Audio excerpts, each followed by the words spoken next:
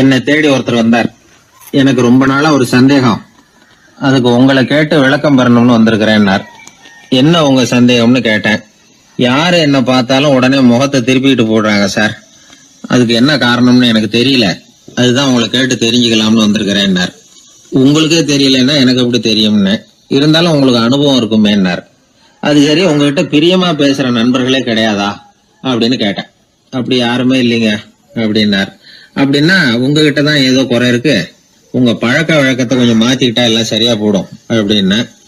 என்ன செய்ய சொல்றீங்கன்னார். உங்களுக்கு நிறைய நண்பர்கள் தேவைன்னு, கிடைக்க மாட்டேங்கிறாங்களேன்னார். அதுக்கு சில வழிகள் இருக்குன்னு. அப்படியானார். அதிகமா நமக்கு நண்பர்கள் கிடைக்கணும்னா அதுக்குன்னு சில உத்திகள் இருக்கிறதாக அமெரிக்க எழுத்தாளர் ஒருத்தர் சொல்லியிருக்கிறார். சரி, அப்படி அவர் என்னதான் சொல்லியிருக்கிறார் அப்படின்னா வரிசையா சொல்றேன் கேட்டுங்க அப்படின்னு சொல்லி அவர்கிட்ட சொல்ல ஆரம்பிச்சேன். அதாவது முதல்ல நாம தெரிஞ்சுக்க வேண்டியது என்னன்னா, எப்ப பார்த்தாலும் நம்மளை பத்தியே பேசிட்டு இருக்க கூடாது. நமக்கு எதிரில் உட்கார்ந்து இருக்கிறவங்க நிறைய பேசுறதுக்கு வாய்ப்பு கொடுக்கணும்.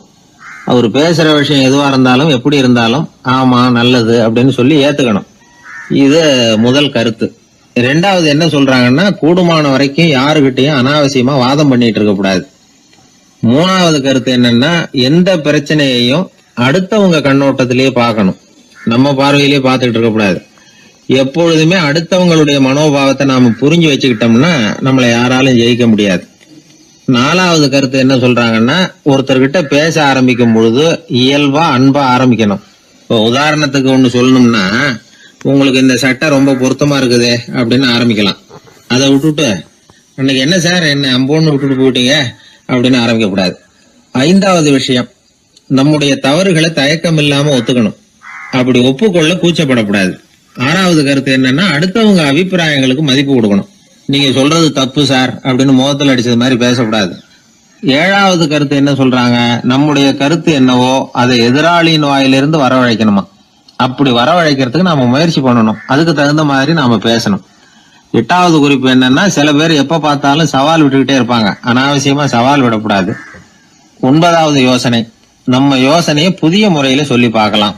மற்றவர்கள் சொல்லுகிற யோசனையை ஏத்துக்கணும். அந்த யோசனை மகா மோசமானதா இருந்தா கூட அதை ஏத்துக்கிற மாதிரி கூட நடிக்கலாம், அதுல ஒன்றும் தப்பு இல்லை. பத்தாவது குறிப்பு ரொம்ப முக்கியமானது, அதாவது அனாவசியமா பொய் சொல்லக்கூடாது. அப்படி எப்பொழுதாவது பொய் சொல்ல வேண்டிய அவசியம் ஏற்பட்டா பெரிய பொய்யா சொல்லணும், அதை நம்பும்படியா சொல்லணுமா. இதெல்லாம் அந்த நிபுணர் சொல்ற கருத்து தான். சில சமயம் தேவைப்பட்டா பொய்ய கூட உண்மையா மாத்திக்கலாமா. அது எப்படி பொய்ய உண்மையா மாத்துறது அப்படின்னா, இப்ப எனக்கு கார் ஓட்ட தெரியும்னு நண்பர்கள் கிட்ட ஒரு பொய்ய சொல்லிவிட்டீங்கன்னு வைங்களேன், நண்பர்கள் நிஜமாவே ஒரு காரை கொடுத்து ஓட்டுன்னு சொல்றதுக்கு முன்னாடி ஏதாவது ஒரு டிரைவிங் ஸ்கூல்ல சேர்ந்து கார் ஓட்ட கத்துக்கலாமே. இதுதான் இந்த பொய்ய உண்மையா மாத்துறது. இது ஒரு உதாரணம், அவ்வளவுதான். இது மாதிரி பல பொய்களை உண்மையாக்க முடியும். அப்படி பொய்ய உண்மையாக்கி கூட சில பிரச்சனைகளை தீர்த்திட முடியும். 11வது குறிப்பு என்ன சொல்லுதுன்னா, உயர்ந்த நோக்கங்களை மட்டுமே வெளியில பேசணும். உள் மனசு எவ்வளவு ஒட்டடை படிஞ்சு கிடந்தாலும் பரவாயில்ல. 12வது குறிப்பு, நல்ல நண்பர்களை தேடித்தான் பெறணும், அவங்க அவ்வளவு சுலபமா கிடைச்சிட மாட்டாங்க. இவ்வளவும் அனுபவசாலிகள் சொல்லி இருக்கிற குறிப்புகள். இந்த ஆலோசனைகளின்படி நடந்தா நமக்கு நல்ல நண்பர்கள் கிடைப்பாங்க. அதுக்கப்புறம் நமது வாழ்க்கை வெற்றி இருக்கிற திசையை நோக்கி வேகமா நகர ஆரம்பிக்கும். இந்த காலத்திலேயே நல்ல நண்பர்கள்லாம் எத்தனையோ பேர் உண்டு. ஒருத்தர் ரொம்பவும் கவலையோட நின்றுகிட்டு இருந்தார், கண்கள் கலங்கி போயிருந்தது, கிட்டத்தட்ட அழுதுகிட்டு இருந்தார். ஏன் சார் இப்படி அழறீங்க, என்ன ஆச்சு உங்களுக்குன்னு கேட்டேன். ஒரு மெதுவா கண்ணை தொடச்சிக்கிட்டு, என்னுடைய நண்பன் ஒருத்தன் ஒரு நாள் கோவத்துல என்ன பார்த்து உன்னோட ஒரு வருஷத்துக்கு பேச மாட்டேன் போன்னு சொல்லிவிட்டான், சபதம் போட்டுட்டான் அப்படின்னாரு. அதுக்காக இப்படி கவலைப்படுறீங்கன்னு கேட்டேன். அவரு சொன்னார், அதுக்காக கவலைப்படல சார், அந்த ஒரு வருஷ கேடு என்னோட முடியுது, நான் அதை நினைச்சு எழுதிட்டு இருக்கிறேன் அப்படின்னா. இப்படிப்பட்ட நண்பர்களும் உண்டு. அதனால நல்ல நண்பர்களா பார்த்து நமக்கு சேர்த்துக்கிட்டோம்னா நம்ம வாழ்க்கையில எந்த முயற்சி எடுத்தாலும் அதுல சுலபமா வெற்றி கிடைக்கும். ஒருத்தர் ரொம்ப கவலையோட வந்தார். ஏன் இப்படி ஒரு மாதிரியா வர்றீங்க அப்படின்னு கேட்டேன். அவர் என்ன நிமிர்ந்து பார்த்தார். என்ன பார்த்து ஒருத்தன் பைத்தியம்னு சொல்லிவிட்டான் சார், அவன் அப்படி சொன்னதுக்கு அப்புறம் தான் நான் இப்படி ஆயிட்டேன்னாரு. அதுக்காக நீங்க பெருமைப்படுங்க, வருத்தப்படாதீங்கன்னு. அவருக்கு ஒன்னும் புரியல. அவரு என்ன ஒரு மாதிரியா பார்க்க ஆரம்பிச்சுட்டார். நான் உடனே ஓஷோ சொல்லி இருக்கிற சில கருத்துக்களை அவர்கிட்ட எடுத்து சொன்னேன். இத பாருங்க, இந்த உலகத்துல பல பெரிய மேதாவிகள்லாம் சாதாரண மக்கள் கண்ணுக்கு பைத்தியமா தான் தெரிஞ்சிருக்கிறாங்க அப்படின்னு விவரத்தை சொன்னேன். ஏன்னா மத்தவங்க மாதிரி அவங்க கவலைப்படுறது இல்ல, எதுக்கும் இறுக்கம் அடையறது இல்ல, சாவை கண்டு பயப்படுறது இல்ல, அற்பமான மகிழ்ச்சிக்கு ஆசைப்படுறது இல்ல. அவங்க முழுமையா வாழறாங்க. மத்தவங்கள இது பாதிக்குது. ஏன்னா இவங்களால அவங்க மாதிரி அலட்டிக்காம இருக்க முடியறது இல்ல. அதனால வெறுக்க ஆரம்பிச்சு விடுறாங்க. அவன் கிடக்குறான் பைத்தியக்காரன் அப்படின்னு சொல்லி அவங்களுக்குள்ளேயே ஆறுதல் அடையறதுக்கு முயற்சி பண்றாங்க. இதுதான் இன்னைக்கு உலகத்துல நாம பாத்துக்கிட்டு இருக்கிறது. ஆனா ஒரு உண்மை என்ன தெரியுமா? இந்த உலகத்துல பைத்தியக்காரர்களும் புத்தி சுவாதீனம் இல்லாதவங்களும் தான் மகிழ்ச்சியாவும் கொண்டாட்டமாவும் இருக்க முடியும். அதனால நமக்கெல்லாம் புத்தி சுவாதீனத்துடன் கூடிய ஒரு பைத்தியக்காரத்தன்மை இருக்கிறது நல்லதுதான். அப்படி இருந்தாதான் வாழ்க்கையை கொண்டாட முடியும். ஒரு மனநல மருத்துவமனையில ஒருத்தர் சிகிச்சைக்காக சேர்ந்திருந்தார். சேர்ந்து 1 வருஷம் ஆச்சு. தான் குணமாயிட்டோங்கிறது அவருக்கு தெரிஞ்சு போச்சு.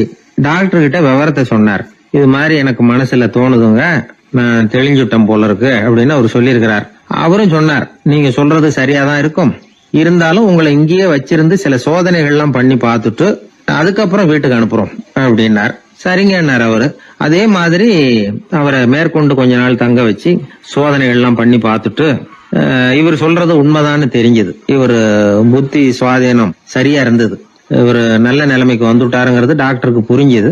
அதுக்கப்புறம் சரி, நீங்க சொன்னது சரி, இனிமே நீங்க வீட்டுக்கு போகலாம் அப்படின்னு சொல்லி அனுப்பி வச்சார். இவர் வீட்டுக்கு வந்துட்டார். அதுக்கப்புறம் இவர் தன்னுடைய அனுபவங்களை சொன்னாராம். எப்படி இருந்தது மருத்துவமனை வாழ்க்கை அப்படின்னு கேட்டிருக்கிறாங்க நண்பர்கள்லாம். அப்போ இவர் சொன்னாராம், இத பாருங்க, நான் 1 வருஷம் பைத்தியங்களோட பைத்தியமா வாழ்ந்தேன். அதுல கொஞ்சம் கூட எனக்கு சிரமம் தெரியல. அந்த 1 வருஷமும் 1 வினாடியா போனது மாதிரி இருக்குது. ஆனா நான் புத்தி தெளிஞ்சதுக்கு அப்புறம் 1 வாரம் அவங்களோட இருந்தேன் பாருங்க. அந்த 1 வாரம் தான் எனக்கு ஒரு யுகமா தெரிஞ்சது. அவ்வளவு கஷ்டப்பட்டேன் அப்படின்னாராம். அதனால ஒரு கூட்டத்திலிருந்து வேறுபட்டு வாழறதுங்கிறது கொஞ்சம் சிரமம் தான். பைத்தியங்களுக்கு மத்தியில பைத்தியமா இருந்துடலாம். பைத்தியங்களுக்கு மத்தியில புத்தி சுவாதீனம் உள்ளவனா இருக்கிறதுக்கு ரொம்ப சாமர்த்தியம் தேவைப்படுது. அதனாலதான் இந்த உலகத்துல நாம வாழும் பொழுது மற்றவர்களை அனுசரிச்சு வாழணும். பைத்தியங்களுக்கு மத்தியில பைத்தியமா இருந்தாதான் சுகம் அப்படிங்கிறது தான் இவங்க சொல்ல வர்ற உண்மை. ஹிட்லர் ஒரு சமயம் ஒரு பைத்தியக்கார ஆஸ்பத்திரிக்கு போனாராம் பார்வையிடறதுக்காக. மன நோயாளிகளை எல்லாம் வரிசையா நிறுத்தி வச்சிருந்திருக்கிறாங்க. அவர் வந்த உடனே எல்லாரும் ஹிட்லர் வாழ்கன்னு கத்தணும் அப்படின்னு அங்க உள்ள டாக்டர் சொல்லி வச்சிருக்கிறார். ஏற்கனவே சொல்லி வச்சிருக்காரு, ஹிட்லர் வரப்போறார், வந்தது எல்லாரும் ஹிட்லர் வாழ்கன்னு நீங்க சொல்லணும், கத்தணும் சொல்லி வச்சிருக்காரு.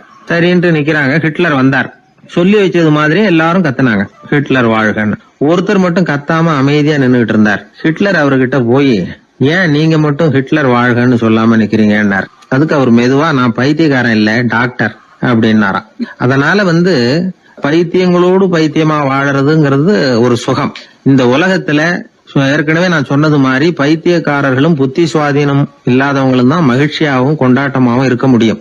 அதனால புத்தி சுவாதீனத்துடன் கூடிய ஒரு பைத்தியக்காரத்தன்மை நமக்கு தேவை. அந்த நுட்பத்தை புரிந்து கொண்டு நம்முடைய வாழ்க்கையை நாம கொண்டாடுவோம். 11ஆம் நூற்றாண்டுல ஒரு புகழ்பெற்ற இறைநேச செல்வர் வாழ்ந்து வந்தார். அவர் பேரு அப்துல்லா ஹிஸ் சௌமை. இப்போ சோவியத் ரஷ்யாவில் உள்ள ஜீலான்கிற நகரத்தோட புறநகர் பகுதியில நீப்புன்னு ஒரு ஊர், அங்கதான் அவர் இருந்தார். அவருக்கு ஒரு ஆப்பிள் தோட்டம் இருந்தது தஜ்லா நதி ஓரத்துல. அந்த தோட்டத்துல அவர் ஒரு நாள் உலாவிக்கிட்டு இருக்கிறார். அந்த சமயத்துல 20 வயசுள்ள அழகான இளைஞர் ஒருத்தர் அவர் முன்னாடி வந்து நின்னார். என்ன நீங்க மன்னிக்கணும்னார். இவருக்கு ஒன்னும் புரியல. யாரப்பா நீ என்ன கெடுதல் பண்ணின, நான் எதுக்கா உன்னை மன்னிக்கணும் அப்படின்னு கேட்டார். ஐயா, என் பேரு அபு சாலிஹ் மூசா. இங்க இருந்து 4 கல் தொலைவில் இருக்கக்கூடிய இதே தஜ்லா நதி ஓரத்துல தான் நான் இருக்கிறேன். நேத்து மத்தியானம் எனக்கு ஒரு நல்ல பசி. அந்த நேரம் ஒரு ஆப்பிள் பழம் இந்த நதியில மிதந்து வந்தது. அவசரத்துல அதை எடுத்து சாப்பிட்டுட்டேன். சாப்பிட்டதுக்கு அப்புறம் தான் அப்படி செஞ்சது பெரிய தவறுங்கிறத உணர்ந்தேன். ஒரு பொருளுக்கு உரியவர்கள் யாரோ அவங்க அனுமதி இல்லாம அந்த பொருளை சாப்பிடுறது ஹராமா. ஹராமான அந்த பழம் என் வயத்துக்குள்ள போனதுல இருந்து எனக்கு நிம்மதி இல்ல. ராத்திரி பூரா தூங்கவே முடியல. காலையில எழுந்திரிச்சதும் இந்த நதி ஓரமா பாத்துக்கிட்டே வந்தேன். உங்க தோட்டத்தை பார்த்தேன். ஒரு மரத்தோட கிளை தண்ணியில தொட்டுக்கிட்டு இருக்கிறத பார்த்தேன். அதனால நான் சாப்பிட்ட பழம் இங்க இருந்து தான் வந்திருக்கணும். அந்த பழத்துக்கு உரியவர் நீங்க தான். நீங்க என்ன மன்னிச்சாதான் நான் சாப்பிட்ட பழம் ஹலாலா, குற்றம் நிவர்த்தியா, தயவு பண்ணி மன்னிக்கணும் அப்படின்னு கண்கலங்க கேட்டுக்கிட்டார். இத கேட்ட இந்த சௌமை ஆச்சரியத்தோட அந்த இளைஞரை கூர்ந்து கவனிச்சார். இந்த அளவுக்கு நேர்மையான ஒரு நல்ல மனுஷனை விட்டுறக்கூடாது அப்படின்னு மனசுக்குள்ள முடிவு பண்ணிக்கிட்டார். நிமிர்ந்து அந்த இளைஞரை பார்த்தார். இதுக்கு நீ தண்டனையை ஏத்துக்கத்தான் வேணும்னார். எதுவா இருந்தாலும் ஏத்துக்கிறதுக்கு தயார்னார் அவர். இதுக்கு தண்டனையா 12 வருஷ காலம் நீ இங்க பணிவிடைகள் செய்யணும்னார். பணிவிடை செய்யறது என்னுடைய பாக்கியமா நினைக்கிறேன் அப்படின்னு சொல்லிவிட்டு மகிழ்ச்சியோட அந்த தண்டனையை ஏத்துக்கிட்டார். 12 வருஷம் முடிஞ்சது. அந்த 12 வருஷ காலத்துல அந்த இளைஞரோட வயசும் தகுதியும் சந்தேகம் வளர்ந்தது. கடைசியில் அந்த பெரியவர் அந்த இளைஞரை கூப்பிட்டார். இத பாருப்பா, இன்னையோட உன் பணிவிடை காலம் 12 வருஷம் முடிஞ்சது. ஆனா தண்டனை இதோட முடிஞ்சுட்டதா நினைக்காத, அது இன்னமும் முடியல. கடைசியா இன்னும் ஒரு தண்டனை பாக்கி இருக்கு, அதை நீ ஏத்துக்கணும்னார். எதுவா இருந்தாலும் ஏத்துக்கிறதுக்கு சித்தமா இருக்கிறேன் இவர். எனக்கு ஒரு மகள் இருக்கிறா, அவளுக்கு 2 கண்ணும் தெரியாது, 2 காதும் கேட்காது, 2 காலும் செயல்படாது. அவளை நீ கல்யாணம் பண்ணிக்கணும் அப்படின்னார் பெரியவர். இத கொஞ்சமும் ஒரு எதிர்பார்க்கல. திகைச்சார். அடுத்த நிமிஷம் சரி, இதையும் நான் மனப்பூர்வமா ஏத்துக்கிறேன்.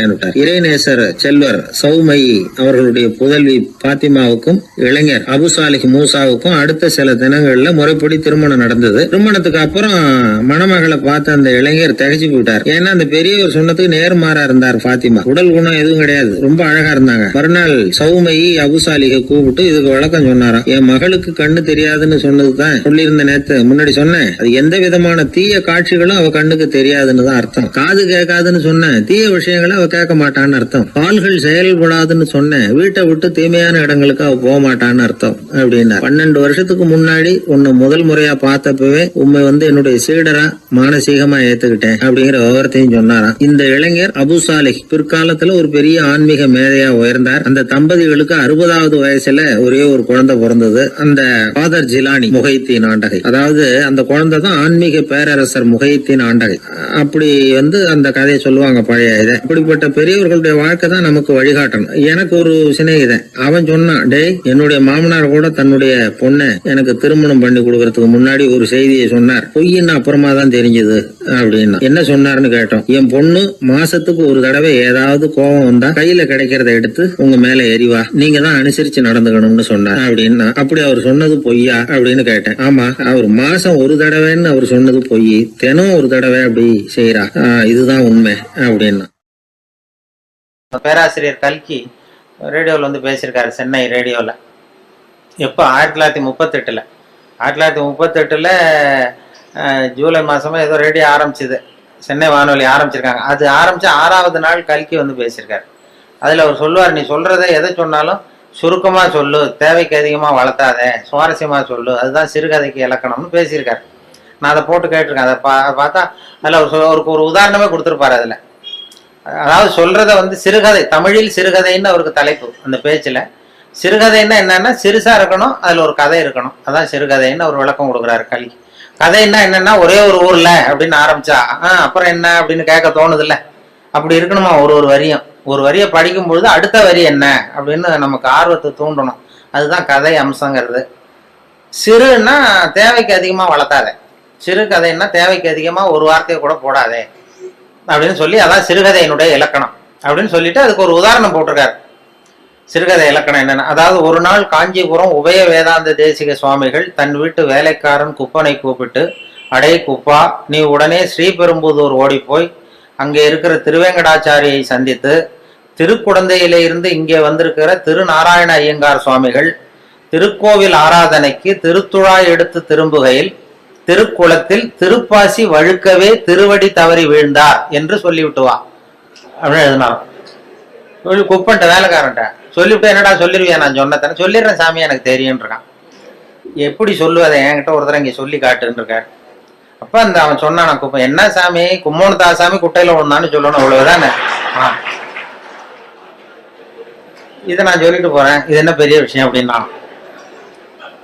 இதை சொல்லிவிட்டு கல்கி சொல்றாரு, சிறுகதையின் இலக்கணம் அந்த குப்பனுக்கு தெரிந்திருக்கிறது, உபய வேதாந்த தேசிக சுவாமிகளுக்கு புரியவில்லை அப்படின்னு ஒரு கல்கி. அப்போ அது எதை சொன்னாலும் சுருக்கமா சொல்றது, இந்த வேடிக்கையா சொல்றது, அதெல்லாம் மனிதர்கள்ட்ட சக மனிதர்கள்ட்ட ஒரு பிரியத்தை ஏற்படுத்த நல்ல ஒரு கவர்ச்சி, அந்த கதையை படிக்கணும்னு தோணும். அப்படிதான், அதனாலதான் அந்த விஷயங்களை சேர்த்து வானொலியிலையும் தொலைக்காட்சியிலும் நாங்க உபயோகப்படுத்துறோம். வானொலியிலேயே ரொம்ப, தொலைக்காட்சியிலேயே கூட நிறைய சுவாரஸ்யமான அனுபவம் நம்ம வாழ்க்கையிலேயே நடக்கும். நிறைய வாழ்க்கையிலேயே கூட. இப்போ நான் இது முதல்ல திருநெல்வேலியில தான் ரேடியோவில் சேர்ந்தேன், திருநெல்வேலி ரேடியோவில். அப்போ முத போய் என்னை பேட்டி எடுக்கிறதுக்கு மைக்கெல்லாம் கொடுத்து எங்கள் டைரக்டர் ஒருத்தர் அனுப்புனார். யாருக்கிட்டன்னா, இந்த டனால் தங்கவேலுன்னு ஒரு நடிகர் இருந்தார், கே.ஏ. தங்கவேலுன்னு ஒரு பிரபலமான நகைச்சுவை நடிகர். அவர் இதுக்கு ஒரு பொருள் காட்சியில் நாடகம் நடத்துறதுக்காக வந்திருக்காரு திருநெல்வேலி. அங்கே ஒரு ஹோட்டலில் தங்கியிருக்காரு. அப்போ நான் அப்போதான் புதுசாக போய் வேலையில் சேர்றேன் ரேடியோவில். எங்கள் டைரக்டர் கூப்பிட்டு, இது மாதிரி தங்கவேலுங்கிற நடிகர் வந்திருக்கிறாரு, அவரை போய் இன்டர்வியூ பண்ணிட்டு வா, பேட்டி எடுத்துட்டு வா அப்படின்னாரு. சார் எனக்கு பழக்கம் இல்லை, கொஞ்சம் பழக்கம் ஆனதுக்கப்புறம் போகிறேன், இப்போ வேறு யாரையாவது அனுப்புங்கன்னு. இல்லை இல்லை, அப்புறம் எப்போ தான் கற்றுக்கிறது, நீ போய் கற்றுட்டு வா அப்படின்னு சொல்லி உடனே மைக்கு எல்லாத்தையும் கொடுத்து அனுப்பிச்சிட்டார் கூட. அங்கே போனோம், போய் ரூமில் கேட்டது, வா தம்பி வாழ்க்கை வாழ்க்கை வந்து உட்காருங்க, என்ன செய்யணும் அப்படி இப்படின்னார். அவர் ரொம்ப ஊக்கமாக பேசினார், இந்த பயமுறுத்தலை. என்ன வேணும் அப்படின்னா, ஒன்றும் இல்லை, கேள்வி கேட்குறேன் பதில் சொல்லுவேன், கேளுங்க என்ன வேணாலும் கேளு, நான் சொல்கிறேன் அப்படின்னார். அப்போ நான் வழக்கமாக சும்மா சில குறிச்சிட்டு போனேன். முதல் தடவை பேட்டி இல்லை, அதனால எனக்கு பயம். குறிச்சிட்டு முதல் கேள்வி, நீங்கள் முதல் தடவையாக மேடை ஏறினது எப்போ சார்? முதல் தடவையாக என்ன வேஷம் போட்டீங்க, எந்த நாடகம் அப்படின்னு கேட்டேன். இப்போ தங்கவேல் சொன்னார், அதை ஏன் கேட்குற தம்பி, முதல் தடவை எனக்கு அனுமார் வேஷம் போட்டு விட்டானுவோம், அதுவும் வசனமே கொடுக்கல, மற்றவன்லாம் பேசிகிட்டு இருக்கான் மேடையில், எனக்கு ஒரு ஸ்டூலை போட்டு அனுமார் வேஷம் போட்டு உட்கார வச்சுட்டான், நான் பாட்டு உட்காந்துருக்கேன், அவனு பாட்டு பேசிகிட்டு இருக்கான், அவ்வளோதான் எனக்கு ஆக்டிங்கு, அதான் முதல் வேஷம் எனக்கு அனுபவம்னார். அப்போ நான் கேட்டேன், அப்படின்னா ரொம்ப கஷ்டப்பட்டு நடிச்சிருப்பீங்க போல் இருக்கேன் சார் அப்படின்னேன். அதில் என்ன தம்பி கஷ்டம், வசனமும் கிடையாது ஒன்றும் கிடையாது, சும்மா ஸ்டூலில் உட்காந்துருக்கிறது தானேன்னார். அப்போ நான் கேட்டேன், இல்லை சார் அனுமார் வேஷம் போட்டுக்கிட்டு சும்மா உட்காந்துருக்கிறது கஷ்டம் இல்லையா அப்படின்னா.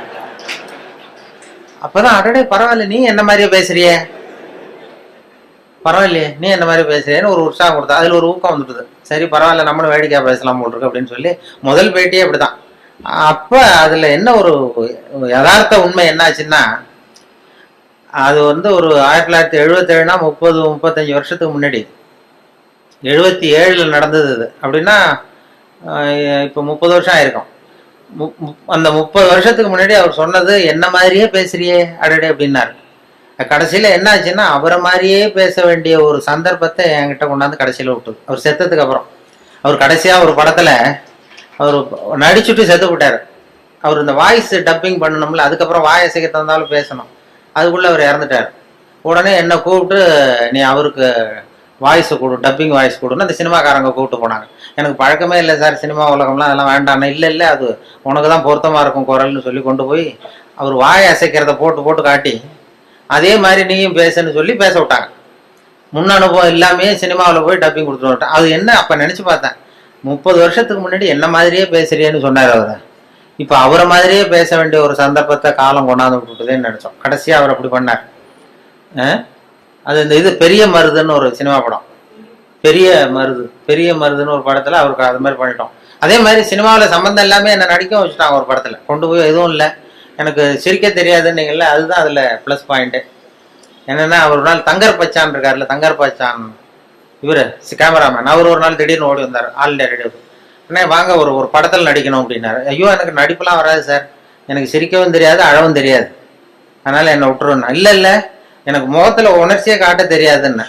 அவர் தங்கர் பச்சான் சொன்னார், நீ உணர்ச்சியே காட்ட தேவையில்லாத ஒரு வேஷத்துக்கு தான் கூப்பிட்றான் உன்னை அப்படின்னாரு. அது என்ன வேஷம்னு போய் பார்த்தா, ஒரு ஜட்ஜு உட்கார வச்சுட்டார்.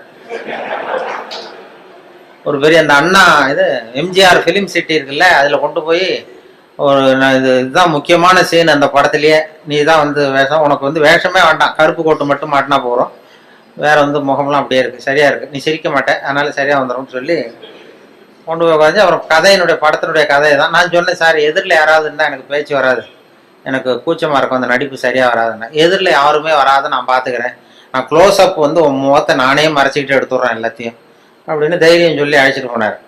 சரி பரவாயில்ல, யாரும் இருக்க மாட்டாங்க அப்படின்னு சொல்லிட்டு நான் போய் சீட்டில் இந்த கருப்பு கோட்டை மட்டும் மாட்டி உட்கார வச்சார். முன்ன பின்ன எனக்கு அனுபவமும் கிடையாது, சினிமானா என்னன்னு தெரியாது, நடிப்பும் தெரியாது. கொண்டு போய் உட்கார வச்சு எதிரில் யாரும் வரக்கூடாதுன்னு சொன்னல, பார்த்தா அந்த படத்தில் நடித்தவங்க அத்தனை பேர் வந்து உட்காந்துருக்காங்க இதில். ஏன்னா அது கடைசி சீன், கோர்ட்டு சீனில் இந்த பொண்ணு கதாநாயகன், அப்போ அவங்க அப்பா அம்மா, இவங்க அப்பா அம்மா, வில்லன் எல்லாம் வந்து உட்காந்துருக்காங்க. இது என்ன இது இப்படி பண்ணிட்டே அப்படின்னா, இல்லை நான் ஒரு துணியை பிடிச்சிக்க சொல்கிறேன், அவங்கள மறைச்சிக்கிறேன், அதெல்லாம் தெரியாது அப்படின்னு சொல்லி அப்புறம் அது மாதிரி கஷ்டப்பட்டு எடுத்து அதை முடித்தாங்க. அது வந்து இது காதலே நிம்மதின்னு ஒரு சினிமா படம் வந்து இல்லை, அதில் இது மாதிரி அனுபவம் எல்லாமே சில வாய்ப்புகள் எதையாவது கொண்டு போய், சிரிக்காமல் இருந்தாலும் அதுக்கு ஒரு ப்ளஸ் பாயிண்ட், அதுக்கு கொண்டு போய் அது சில பேருக்கு அந்த வேஷ பொருத்தம் வேஷமே போட வேண்டியது. ஒருத்தருக்கு பரிசளிப்பு விழா, ஒரு சினிமா இதில் பரிசளிப்பு விழா நடந்துதான்.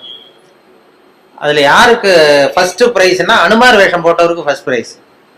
அந்த படத்தில் அனுமார் வேஷம் போட்டவரை மேடைக்கு ஏற்றி அவருக்கு முதல் பரிசு கொடுத்தாங்களாம். அவ்வளோ தத்ரூபமாக இருந்தது நடிப்பு வேஷ பொருத்தம்லான்னு சொல்லி. உடனே இவர் சொல்லியிருக்காரு, வேஷத்தை அந்த வாங்கிட்டு அந்த அனுமார் வேஷம் போட்டவர், இந்த பரிசு வந்து எனக்கு சேர வேண்டியது இல்லை, உண்மையிலேயே எனக்கு மேக்கப் போட்டார்ல அவருக்கு தான் இந்த பரிசு நியாயமாக கிடைக்கணும், அவ்வளோ தத்ரூபமாக போட்டிருக்காரு, அதனால இந்த பரிசுக்கு உரியவர் எனக்கு மேக்கப் போட்டவர், மேக்கப் மேன், அவருக்கு இதை நான் சமர்ப்பிக்கிறேன் அப்படின்னு சொல்லி மேக்கப் மேனை கூப்பிட்டு அவர் கையில் கொடுத்துட்டார் பரிசு. கொடுத்துட்டு ஒரு பெருந்தன்மையாக வந்து உட்காந்துட்டார். அப்புறம் அந்த மேக்கப் போட்டவர் வந்து பேசினாராம். அவர் பெருந்தன்மையாக வந்து எனக்கு அந்த அவருக்கு கிடைச்ச பரிசை என்கிட்ட கொடுத்துட்டார், இது உண்மையிலேயே இந்த பரிசு அவருக்கு தான் உரியது, எனக்கு கொடுக்க வேண்டியதில்லை. ஏன்னு கேட்டீங்கன்னா நான் நிஜமாவே அவருக்கு மேக்கப்பே போடல, சும்மா ஒரு வாழை மட்டும் ஒட்ட வச்சேன். ஒரு வாழை ஒட்ட வச்சதுக்கு இவ்வளவு பெரிய பரிசான்னு அப்படி சில பேருக்கு மேக்கப் தேவைப்படாது. இப்போ எனக்கு அந்த படத்துல அதான் மேக்கப்பே போடல, சும்மா ஒரு கருப்பு கோட்டை மாட்டி உட்கார வச்சு பேச விட்டாங்க. இப்படி சில பேருக்கு அந்த மேக்கப் அவசியம் இருக்காது, அந்த முகத்தினுடைய இது அப்படி பண்ணுவாங்க. அப்போ அதனாலதான் அந்த நாம வந்து வாழ்க்கையை வந்து அப்படி இது பண்ணணுங்கிறத வேடிக்கையா எடுத்துக்கணும். நிறைய இது பண்ணி சிக்கல் உண்டாகணும். நான் இந்த ரேடியோவிலையும் அந்தந்த அப்பப்போ அந்த ஏதாவது சில நண்பர்கள் நகைச்சுவை சொல்றது எல்லாம் பண்ணிக்கிறது. சொந்த வாழ்க்கையிலேயே நிறைய அது மாதிரி இது பண்ணோம். இப்போ மெட்ராஸில் நான் வந்து இது மாதிரி ஆன்மீக விஷயமா சொல்லிட்டு இருந்ததும் ஒரு அப்போல்லாம் டிவிக்கு வரல, வானொலியில மட்டுமே 14 வருஷமா இந்த இன்றொரு தகவல்னு சொல்லிட்டு இருந்தோம். அப்ப எனக்கு என்ன முகம் தெரியாது யாருக்கும், ஆனா குரலை கண்டுபிடிச்சிருவாங்க, முகம் தெரியாது. அப்ப என்னன்னா வெளியில யாருன்னு தெரியாது, ஆனா இன்றொரு தகவல் யாரோ பெரிய ஆன்மீக விஷயம் அதெல்லாம் சொல்லிட்டு இருக்காருன்னதும் வெளியில வந்து ஒரு இமேஜ் வேற மாதிரி இருந்தது. ஒரு ஆட்டோ டிரைவர் அடையாறுல இருந்து என்ன ஆட்டோவில் போய் ஏறி உட்காந்தேன். எங்கே சார் போகணுன்னாரு. இது மாதிரி போங்க அப்படின்ட்டு ஏறி உட்காந்து போயிட்டு இருக்கேன், அந்த மயிலாப்பூர் பக்கம் போங்கன்னு. அவருக்கு என்ன ஒரு சந்தேகம்னா இவன்கிட்ட பேச்சு கொடுத்துட்டே வர்றாரு, இவரை எங்கேயோ இவர் குரலை கேட்டது மாதிரி இருக்க அப்படின்னு அவர் ரேடியோவில் கேட்டிருக்காரு. அதை உறுதிப்படுத்திக்கிறதுக்கு அப்போல்லாம் டிவியில் வரலன்னா உறுதிப்படுத்திக்கிறதா என்கிட்ட பேசிக்கிட்டே இருக்காரு. சார் இன்னைக்கு பேப்பர் பார்த்தீங்களா அது இதுன்னா நானும் பேசிகிட்டே இருக்கேன். அவர் மனசுக்குள்ள ஒரு சந்தேகம், கேட்கறதுக்கு ஒரு தயக்கம். வந்து மயிலாப்பூர் வந்தது எங்கே நிறுத்தணும் வண்டியேன்னாரு. ஆல் இண்டியா ரேடியோ வாசல்ல நிறுத்தினேன். அவர் புரிஞ்சுக்கிட்டார், ஆஹா இவர் தான் நம்ம தேடின ஆள் அப்படின்னு. ஆல் இண்டியா ரேடியோ கேட்டுக்கிட்ட கொண்டு போய் நிறுத்தி இறங்கினதும் நான் காசை கொடுத்துட்டு உள்ள போனேன். உள்ள போறப்ப சார் ஒரு நிமிஷம் நில்லுங்கன்னார். என்ன பண்ண, இந்த ரேடியோவில் ஒருத்தர் இன்று ஒரு தகவல்னு சொல்லிட்டு இருக்காரு, அது நீ தானா அப்படின்னா. ஆமா நான் தான் அப்படின்னதும் அப்படியே அதிர்ச்சி ஆனது மாதிரி பார்த்தாரு. என்ன பார்த்துட்டு என்ன சார் பேண்ட்லாம் போட்டிருக்கீங்க அப்படின்னாரு. என்னப்பா இது இல்லை சார், நான் தாடிலாம் வச்சுக்கிட்டு இருப்பீங்கன்னு நினைச்சேன், தாடி வச்சுக்கிட்டு ஒரு காவி வேஸ்ட் கட்டிக்கிட்டு இருப்பீங்கன்னு நினைச்சேன். ஆனா அது மாதிரி அந்த முகத்தை பார்க்காதப்ப அந்த அப்படி ஒரு இமேஜை உண்டு பண்ணும். ஒரு அம்மா ஒரு நாள் ஒரு பொண்ணை கூப்பிட்டுட்டு என்கிட்ட ஆசீர்வாதம் வாங்க வந்துட்டு ஆல் இண்டியா ரேடியோக்கு வந்து வேலூர் பக்கத்துல இருந்து ஒரு நாள் சாயந்தரம் 5 மணிக்கு என் கூட வேலை பார்க்குறவங்கலாம் இதுல வந்து கேசினோவில் ஒரு அருமையான இங்கிலீஷ் படம் போட்டிருக்கான், வா போய் பார்ப்போம்னு எனக்கு கூப்பிட்டுட்டு இருக்கிறாங்க நண்பர்கள். அலுவலகத்தில் வேலை பார்க்குறோம், சரின்னு புறப்பட்டு இருக்கேன் சினிமாவுக்கு. அப்போ யாரோ ஒரு அம்மா வந்திருக்குது உன்னை தேடின்னு ரிசப்ஷன்ல இருந்து சொல்றாங்க. யார் இந்த நேரத்துலனா ஏதோ வேலூர் பக்கத்துல இருந்து வந்திருக்கிறாங்க 2 பேர். அப்புறம் வர சொல்லு அப்படின்னு பார்த்தா வந்ததும் சார் இந்த இன்றொரு தகவல் சொல்றது யார், நான் தான் அப்படின்னேன். உங்களை தான் சார் பார்க்க வந்தோம் அப்படின்னா. என்னம்மா பண்ணணும் அப்படின்னா என் பொண்ணுக்கு ஆசீர்வாதம் பண்ணணும் சார், நாங்கள் சினிமாவுக்கு புறப்பட்டு இருக்கோம் இங்கிலீஷ் படத்துக்கு, நீங்கள் என்னம்மா தப்பா நினைச்சிட்டு வந்துட்டீங்கன்னு நினைக்கிறேன். இல்லை சார் உங்ககிட்ட தான் ஆசீர்வாதம் வாங்கணும்னது. இல்லைம்மா நான் வந்து சொந்தமாக எதுவும் சொல்லலை, பெரியவங்க சொல்ற கருத்தை வந்து ரேடியோவில் சொல்லிட்டு இருக்கேன், அதனால என்னையே பெரிய மகானா நினைச்சிக்கிட்டு நீங்க வந்துட்டீங்க, அதனால நீங்க நினைச்சது தப்பு அப்படின்னா. இல்லை சார் உங்களை பத்தி உங்களுக்கு தெரியாது சார், எங்களுக்கு தான் தெரியும். இப்போ என்ன பண்ணணும்னு விபூதி பூசி விடுங்க சார், என் பொண்ணுக்கு சீக்கிரம் கல்யாணம் ஆகணும், விபூதி பூசி விடுங்க சார் அப்படின்னு. விபூதி நானே பூசலியம்மா எங்கேருந்து கொண்டு வரணும்னா நானே கொண்டு வந்திருக்கேன் சார் கையோடங்க. உடனே சரின்னு அது ஒத்துன்னு காலில் விழுந்தது. உடனே அவங்ககிட்ட விபூதி வாங்கி பூசிட்டு உனக்கு சீக்கிரம் கல்யாணம் ஆகிடும் போயிட்டு வாமா அப்படின்னு அனுப்பிச்சிட்டேன். அனுப்பிச்சது என் கூட இருக்கிற பசங்கள்லாம் இருக்கிறாங்கல்ல ரேடியோவில் வேலை பார்க்குறான், அவன்லாம் என்ன ரொம்ப விஷமத்தனமாக பார்க்குறான். நாங்கள்லாம் 10 வருஷம் 15 வருஷமா ரேடியோவில் வேலை பார்க்குறோம், நீ வந்து 5 வருஷம் தான் ஆச்சு, அதுக்குள்ள வந்து ஆசீர்வாதம் பண்ண ஆரம்பிச்சிட்டியே அப்படின்னு இது பண்ணா. இருக்கட்டப்பா அப்படின்னு அவரும் போயிட்டோம். அப்புறம் பார்த்தா ஒரு 2 மாசம் கழிச்சு அந்த அம்மா வந்து சார் உங்க ஆசீர்வாதத்தினால கல்யாணம் நிச்சயமாயிட்டுது சார் அப்படின்னது. ஆஹா நமக்கு ஏதோ பெரிய அருள் இருக்குன்னு நான் உடனே முடிவு பண்ணிட்டு சரி ஏதோ விஷயம் இருக்கு, நம்ம ரிட்டையர் ஆனதுக்கு அப்புறம் ஒரு ஆசிரமம் ஒன்று போட்டுடலாம் அப்படின்னு சொல்லி அப்படின்னா அப்ப கூட சினிமாவுக்கு வந்தவன் அப்படி ஒரு ஐடியா இருந்தா என்ன சிஷ்யனா சேர்த்துக்கிடாங்கிறான். இப்படி பண்ணிட்டு அப்போ அந்த மாத்திருபூதம்னு ஒரு டாக்டர் இருக்காருல்ல அவர் வந்தார். அவர் இப்போ இல்லை, இந்த மாத்திருபூதம் இந்த டிவிலாம் வருவார், அவர் ரேடியோவுக்கு அடிக்கடி வருவார். நான் அவர்கிட்ட கேட்டேன் சார் இது மாதிரி, அவர் மனோதத்துவ டாக்டர், நான் ஒரு பொண்ணுக்கு வந்து விபூதி பூசி விட்டேன் சார், அதுக்கு வந்து கல்யாணம் நிச்சயம் ஆயிட்டுது, நான் ஆசீர்வாதம் பண்ணி 1 மாதத்துலேயே கல்யாணம் நிச்சயம் ஆயிட்டுது அப்படின்னா எனக்கு ஏதாவது அருள் இருக்கா அப்படின்னு கேட்டேன் அவர்கிட்ட. சைக்காலஜியில் என்ன சொல்கிறீங்க அப்படின்னு. அவரு வேடிக்கையாக சொன்னார், இந்த பார், கல்யாணம் ஆகிற வரைக்கும் உள்ள பிரச்சனையெல்லாம் நீ பார்த்துக்கோ, அதுக்கப்புறம் ஏதாவது பிரச்சனை இருந்தால் என்கிட்ட சொல்லு அப்படின்னா.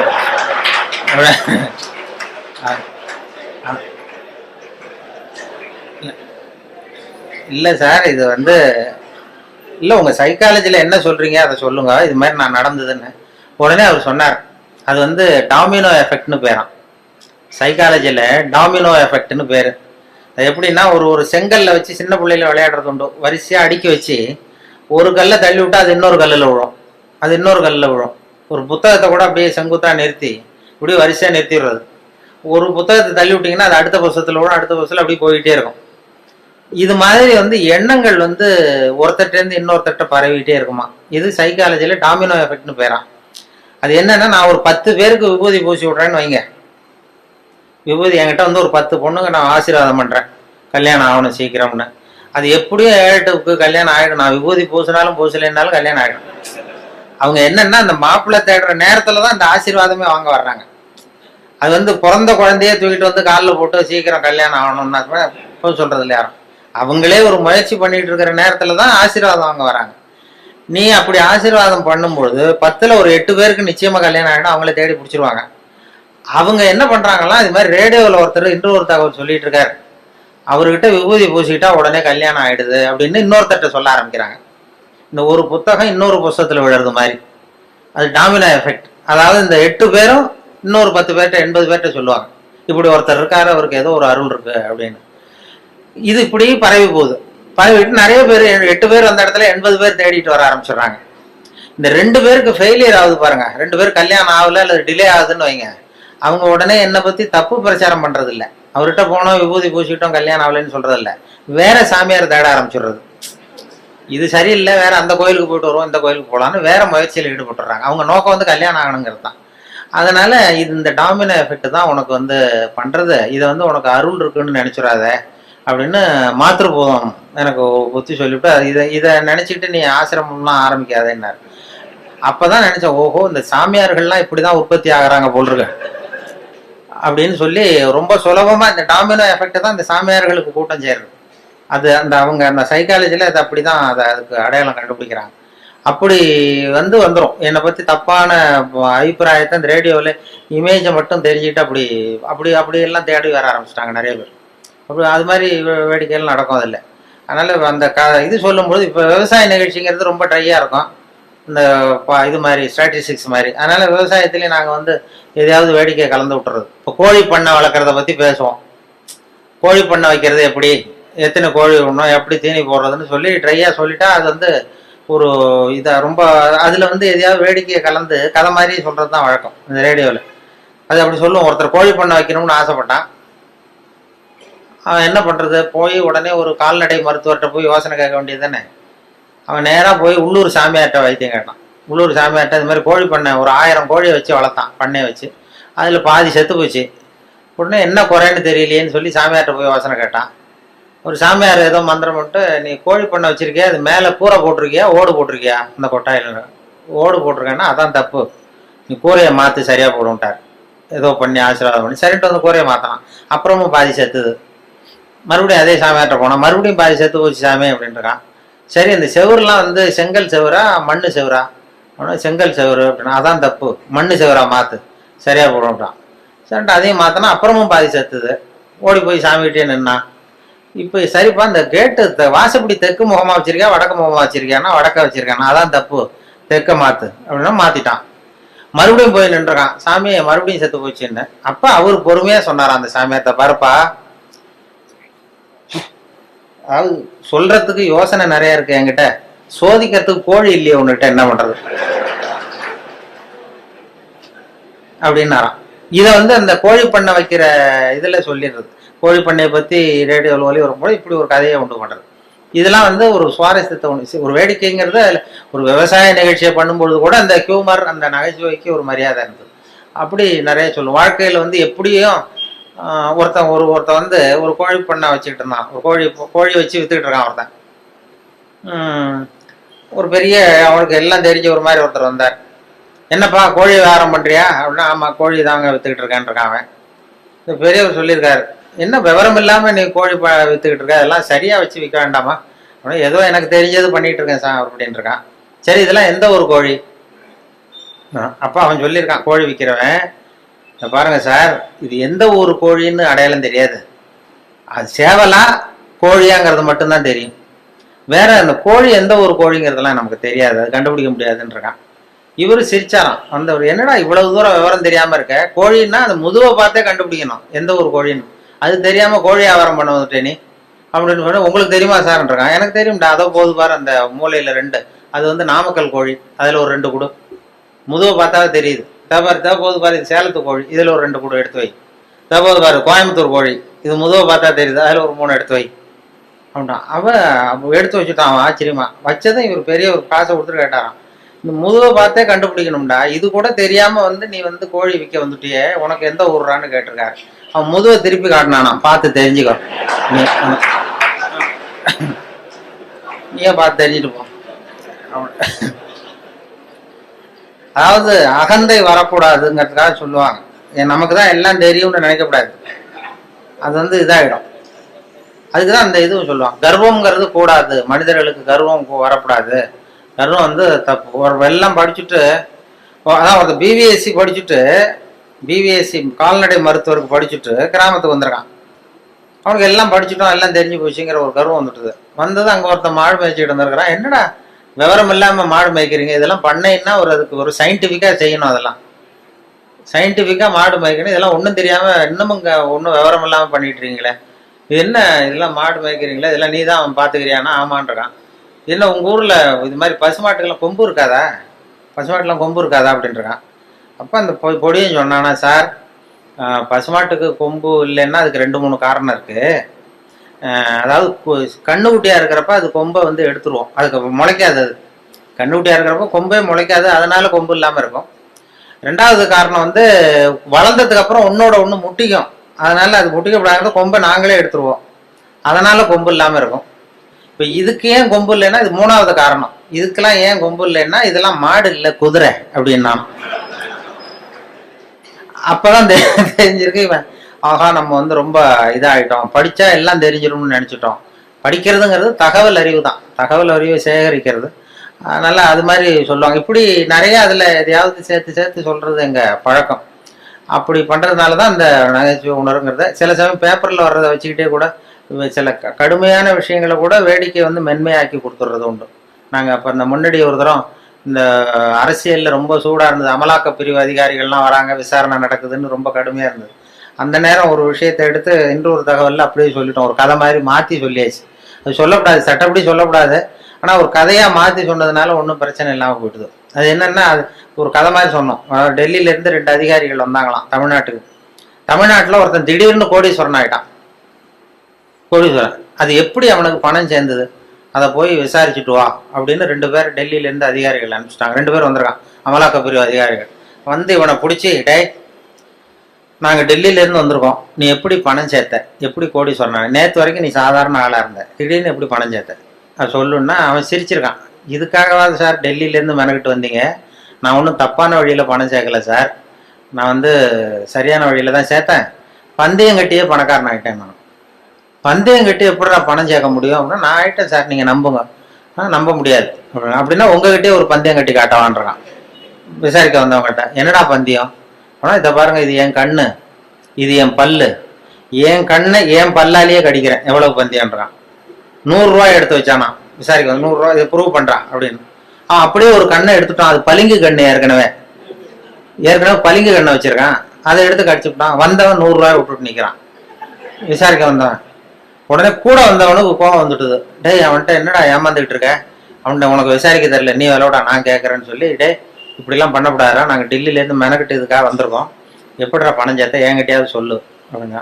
நீங்கள் அவரை விட கொஞ்சம் புத்திசாலியாக தெரியுது சார், அதனால் நீங்களாவது நம்புங்க, நான் பந்தயம் கட்டி தான் பணம் சேர்த்தேன்றான். நம்ப முடியாதுன்றான். அப்படின்னா உங்ககிட்ட இன்னொரு பந்தயம் கட்ட வேண்டாம்ப்பா, என்ன என் ஆளை தான் ஏமாத்தி விட்டியே. இல்லை சார், அவர் கண்ணு பளிங்கு கண்ணு, அதனால தெரியாது, இந்த கண்ணு பளிங்கு கண்ணுங்கிறது தெரியாது, அதனால ஏமாந்துட்டார். நான் இப்போ உங்ககிட்ட கட்டுறது நெஜங்கண்ணு, இது நெஜங்கண்ணு, பளிங்கு கண்ணு கிடையாது. இதை கடிக்க முடியும் அப்படின்றான். அவன் ஒரு 100 ரூபாய் எடுத்து வச்சான். இவன் அப்படியே பல்செட்டை கேட்டினான் தனியா, கேட்டு கடிச்சு விட்டான். அதையும் விட்டுட்டு 2 பேரும் அப்படியே அலண்டு போயிட்டாங்க. விசாரிக்க வந்தவன் வந்து, நீ மேற்கொண்டு அவன்கிட்ட பேச பேச நம்ம பணம் தான் போய்கிட்டு இருக்க, அவன்கிட்ட நாம வந்து அவன் பணம் எப்படி சேர்த்தான்னு கண்டுபிடிக்கிறதுக்கு வந்திருக்கோம், நாம வந்து அவனை இன்னும் கோடீஸ்வரன் ஆக்கிட்டு இருக்கோம். இதுக்காகவா மெனக்கிட்டு டெல்லியில இருந்து நம்மளை அனுப்புனாங்க? இது சரியா வராதுடா, இனிமே அவன்கிட்ட பேச்சு கொடுக்காத, ஒதுங்கி வந்து டெல்லிக்கு போறதுக்கு டிக்கெட்டுக்கு பணம் இருக்கா பாடுறா அப்படின்றான். எண்ணி பார்த்து சரியா இருக்கு, கரெக்டா இருக்கு, இன்னும் ஒரு பந்தயம் கட்டினோம்னா போச்சு, சரியா போகும், அதனால இப்ப இருக்கிறது சரியா இருக்குன்றாங்க. அப்படின்னா அவன்கிட்ட மேற்கொண்டு விசாரிக்காத, நம்ம போய் நம்ம தலைவர்கிட்ட சொல்லிடுவோம், டெல்லிக்குன்னு நாங்க போயிட்டு வரோம் சார், ரொம்ப தேங்க்ஸ், நீங்க அப்படியே இருங்க சார், சௌக்கியமா இருங்கன்னு சொல்லிட்டு, ஏன் சார் கொஞ்சம் இருந்து சாப்பிட்டு போங்களேன்றாங்க. அதெல்லாம் வேணாம் சார், நீங்க மறுபடியும் ஏதாவது பேச்சு வரும், மறுபடியும் பந்தயம் கட்டுவீங்க, நாங்க போயிட்டு வரோம், நாங்க பாத்துக்கிறோம் சார், நீங்க போயிட்டு வாங்கன்னு ரொம்ப மரியாதையா அவனை விட்டுட்டு போயிட்டாங்க. 2 பேரும் போய் டெல்லியில இந்தியாவுக்கே தலைமை அதிகாரி அவர்கிட்ட போய் சொல்லிட்டான், சார் அவன் தமிழ்நாட்டுக்கு போனோம், தமிழ்நாட்டுல போய் அவன் எப்படி பணம் சேர்த்தானா பந்தயம் கட்டியே பணம் சேர்த்தேன்னு சாதிக்கிறான் சார், அது மட்டும் இல்ல எங்ககிட்ட ஒரு 200 ரூபாய் பிடிங்கிட்டு விட்டான் சார். ஆனா அவருக்கு கோவம் வந்துட்டு தான், எத்தனை பேரா இருக்கீங்க இந்த இந்தியாவெல்லாம், நீங்க எல்லாம் ஒரு பெரிய அதிகாரியா, ஜூனியர் ஆபீசர்ஸ் எத்தனை பேர் இருக்கீங்க இந்தியா பூரா விசாரிக்கிறதுக்கு, நம்ம ஆபீஸ்லன்னா 30 பேர் இருக்கோம் சார், ஆனால் 30 பேரையும் இங்கே கூப்பிட உங்களுக்கு ட்ரைனிங் கொடுக்கணும், உங்களுக்கு அனுபவம் பத்தாது, நான் இந்தியாவுக்கே தலைமை அதிகாரி, அனுபவம் ஜாஸ்தி, உன்ன மாதிரி இருக்கிற 30 பேர் இங்கே கூப்பிட்டு ஹாலில் உட்கார வை, ஜூனியர் ஆஃபீஸர்ஸ், நான் வந்து ட்ரைனிங் கொடுக்கணும், உங்களுக்கு பயிற்சி பத்தாது, ஒரு ஆள் போய் தமிழ்நாட்டில் அந்த ஆளை கூப்பிட்டு வாங்க, இங்கே அவனையே கூப்பிட்டு வாங்க, இந்த கோடீஸ்வரனை வர்ற வரைக்கும் அவன்கிட்ட பேச்சு கொடுக்காதீங்க, இப்போ ஏதாவது வர்ற வழியிலே பந்தயம் கட்டுவான், ஏதாவது சைகையிலேயே கூப்பிட்டு வந்துருங்கன்னு ஒருத்தர் அனுப்பிச்சார். ஒருத்தன் வந்து மெதுவா ரொம்ப சாமர்த்தியமா அவன்கிட்ட எது கேட்டாலும் இல்லை சார் எல்லாம் அங்கே போய் பேசிக்கலாம் வாங்க, எதுக்கு சார் கூப்பிட்டு போறீங்கன்னா அதெல்லாம் அங்கே போய் பேசிக்கலாம் சார், நீங்க ஒன்றும் வாங்கன்னு மெதுவா பேச்சு கொடுக்காம கொண்டு போய் டெல்லியில இது மாதிரி மேடையில் நிறுத்தி அந்த பெரிய இந்தியாவுக்கே தலைமை அதிகாரி உட்காந்துருக்கார். இவன் நிற்கிறான், இந்த 30 பேர் ஜூனியர் ஆஃபீஸர்ஸ் உட்காந்துருக்காங்க, அவங்களுக்கு ட்ரைனிங் கொடுக்குறாரு அவர். இதை பாருப்பா, நான் வந்து இந்தியாவுக்கே தலைமை அதிகாரி, நான் நினைச்சேன்னா உன் தண்டனையை குறைக்க முடியும், உனக்கு வந்து உன்னை அப்ரூவராக கூட மாத்திடுவேன், அந்த அதிகாரம்லாம் என்கிட்ட இருக்கு, அதனால என்கிட்ட சொல்லிடு எப்படி பணம் சேர்த்தேன் அப்படின்னா. சார் நீங்க வந்து இந்தியாவுக்கே தலைமை அதிகாரி, உங்களுக்கு அனுபவமும் ஜாஸ்திங்கிறத நான் புரிஞ்சுக்கிட்டேன், வயசும் ஜாஸ்தி, அதனால நீங்களாவது நம்புங்க சார், நான் பந்தயம் கட்டி தான் பணம் சேர்த்தேன். அங்கேயும் நம்ப முடியாதுரா அப்படின்னா உங்ககிட்ட ஒரு பந்தயம் கட்டிட்டோமான்றான். நான் இந்தியாவுக்கே தலைமை அதிகாரா அப்படின்னா, இருக்கட்டும் சார், நான் ப்ரூவ் பண்ண வேண்டாமா உங்களுக்கு? வேண்டாம் சார், அது எங்க அதிகாரியை தான் ஏமாத்தி விட்டியடா எங்க 2 பேரை அப்படின்னா. அப்போ அவர் சொன்னானா இவன், அது இல்லை சார், உங்க அதிகாரிகள் ஏமாந்தது என் உடம்ப பத்தின ரகசியம், நான் வந்து பளிங்கு கண்ணு வச்சிருந்தேங்கிறது அவருக்கு தெரியாது, ஏமாந்து போனார், நான் பல் செட்டு கட்டியிருந்தேங்கிறது தெரியாது, அதனால இவர் ஏமாந்து போனார். இப்ப நான் உங்ககிட்ட பந்தயம் வைக்கிறது வந்து என் உடம்ப பத்தின ரகசியமே வேண்டாம், உங்க உடம்ப பத்தின ரகசியம். இவரு அசந்தார், என் உடம்புல என்னடா ரகசியம்னாரு. ஒன்றும் இல்லை சார், முதுகுல இடுப்பு கிட்ட 1 ரூபா அகலத்துக்கு கருப்பா ஒரு மச்சம் இருக்கு, உங்களுக்கு கருப்பா ஒரு மச்சம் முதுகுல இடுப்பு கிட்ட இருக்கு அப்படின்னா.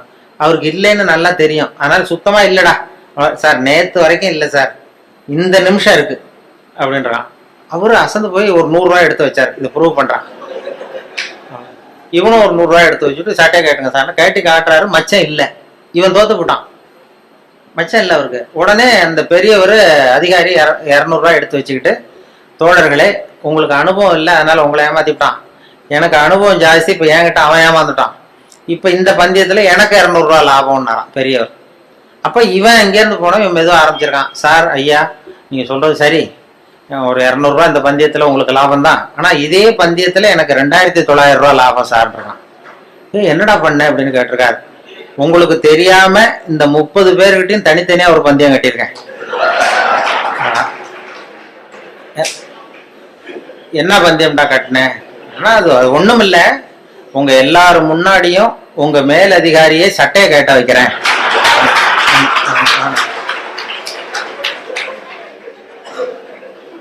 அதனால சரியா போச்சு சார், 2900 ரூபாய் கொடுங்க சார் வாங்கிட்டான்.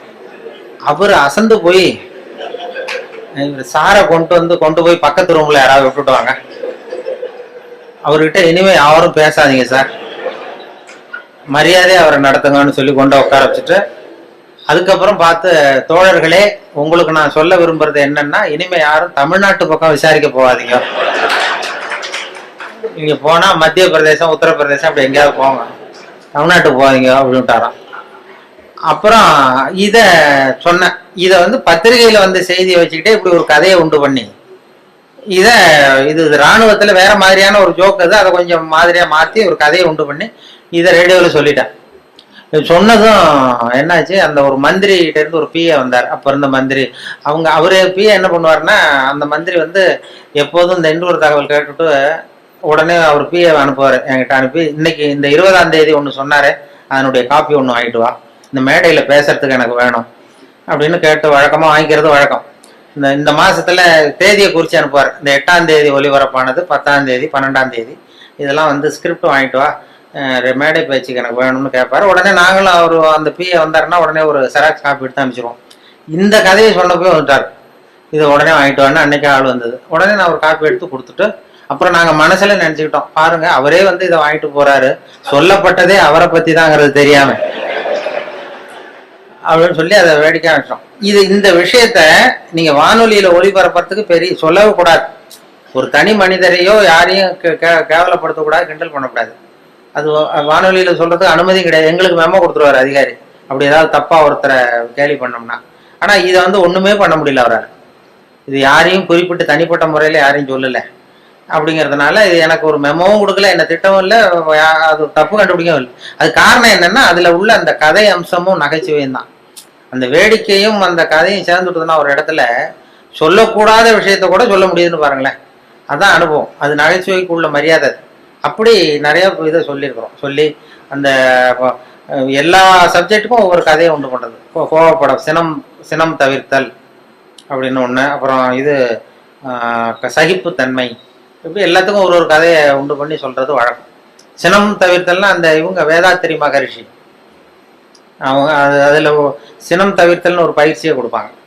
அது மாதிரி என்ன, இப்போ நான் வேதாத்திரி மகரிஷியினுடைய 95வது பிறந்த நாள் கூப்பிட்டுருந்தாங்க. அந்த ஆழியாருக்கு போயிட்டு வந்தேன் போன ஒரு 10-15 நாள் முன்னாடி.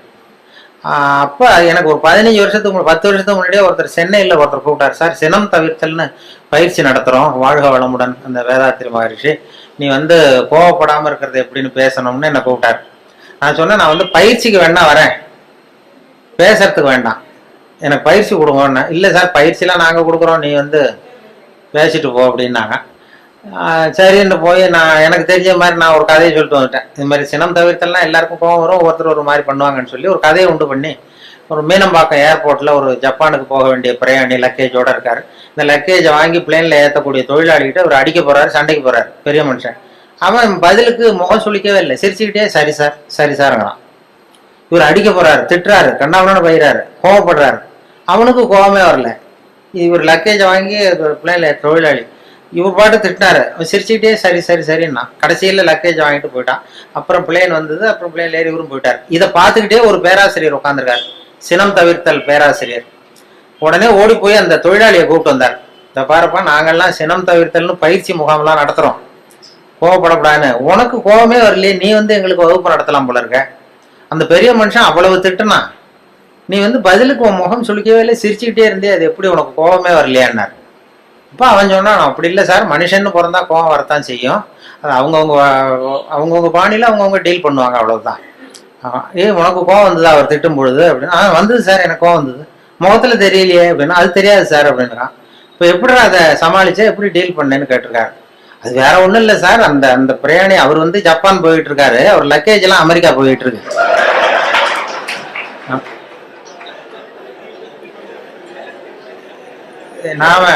நாம எதுக்கு சார் அனாவசியமா வந்துட்டு சண்டை போடுறோம்?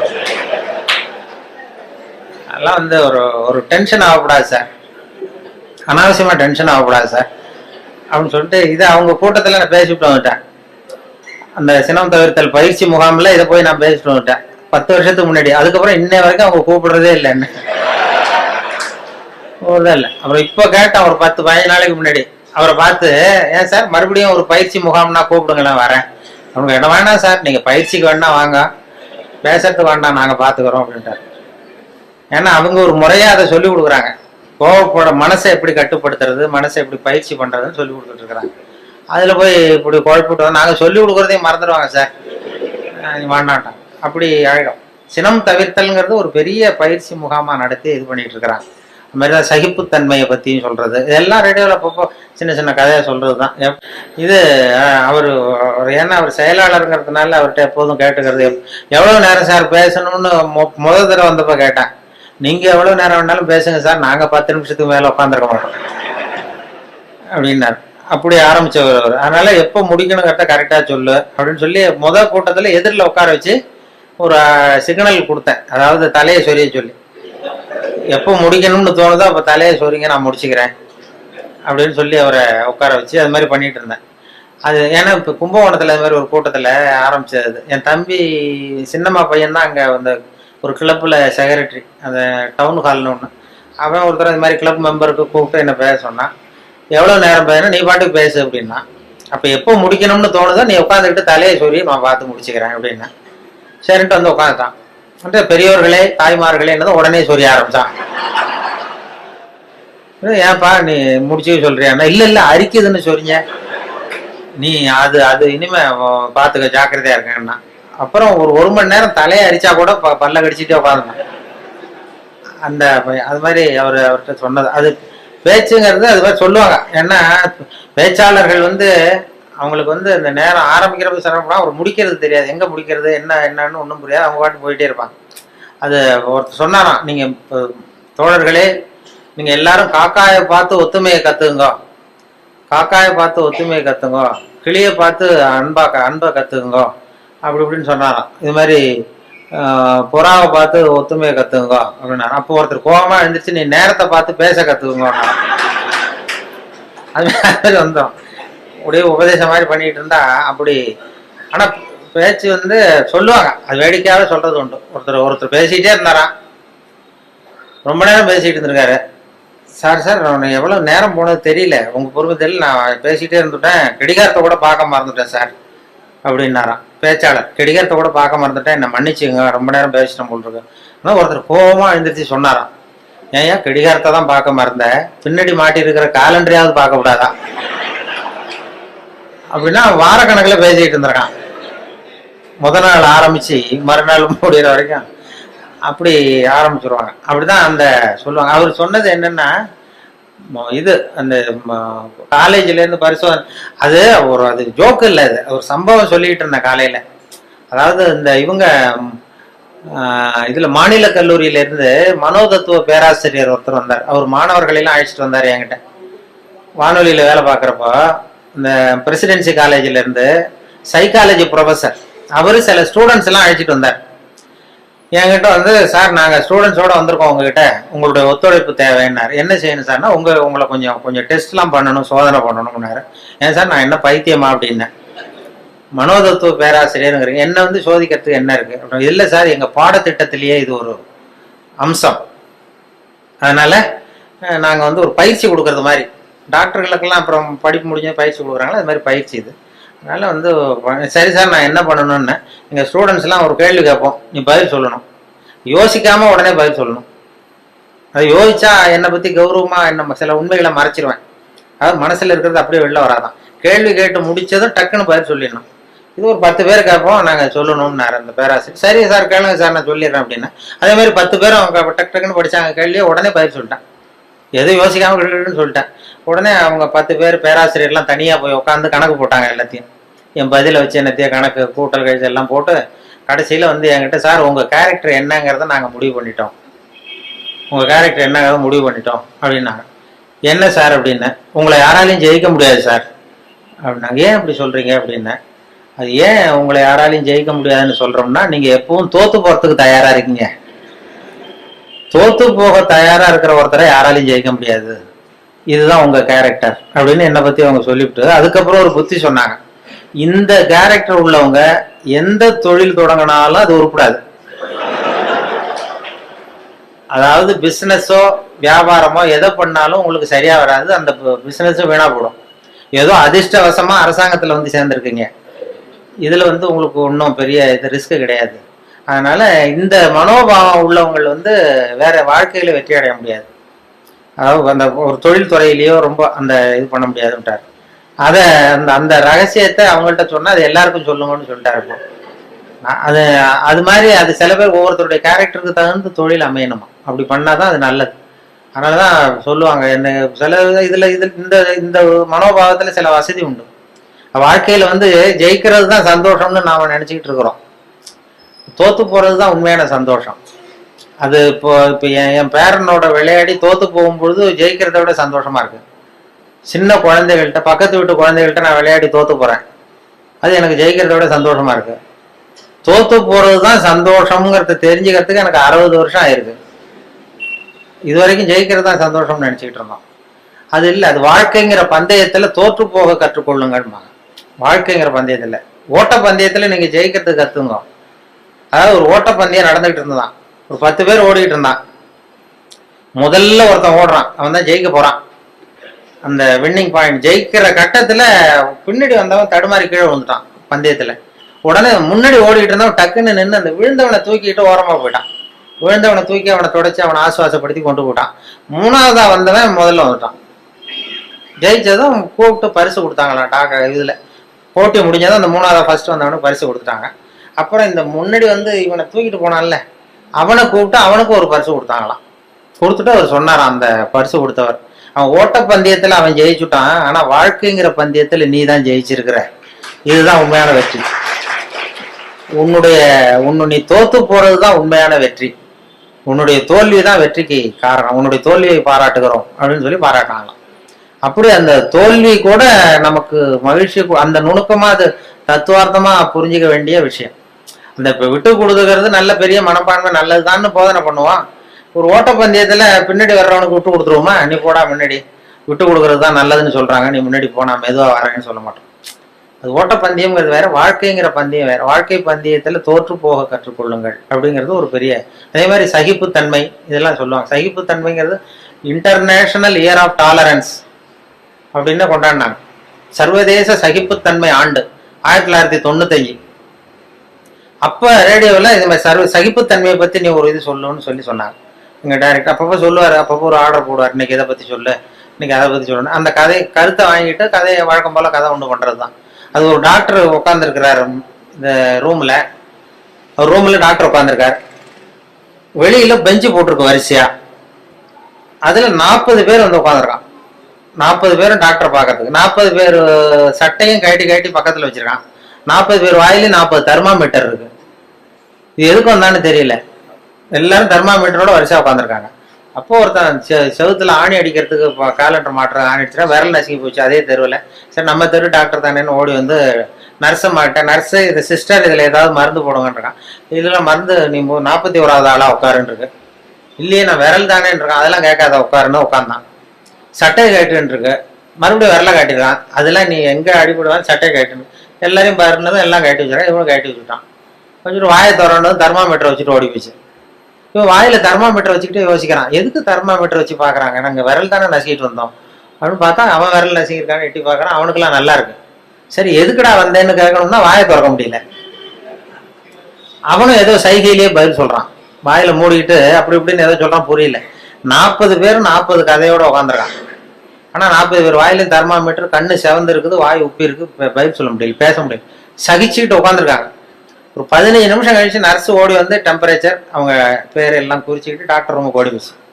இப்படி போனதுக்கு அப்புறம் இவன் ஆரம்பிச்சான், இந்த 41வது ஆள் விரல் நசிக்கிட்டு தானே, உலகம் ரொம்ப கெட்டு போச்சியா, எதுக்கு தெர்மாமீட்டர் வச்சு பாக்குறேன்னு தெரியல அவங்களுக்கு, எல்லாத்துக்கும் தெர்மாமீட்டர் வைக்கிறாங்க, சட்டையை கேட்ட சொல்றாங்க, இதை நான் சும்மா விட போறது இல்லை, உண்டு இல்லைன்னு பார்க்க போறேன்னு சொல்றான்.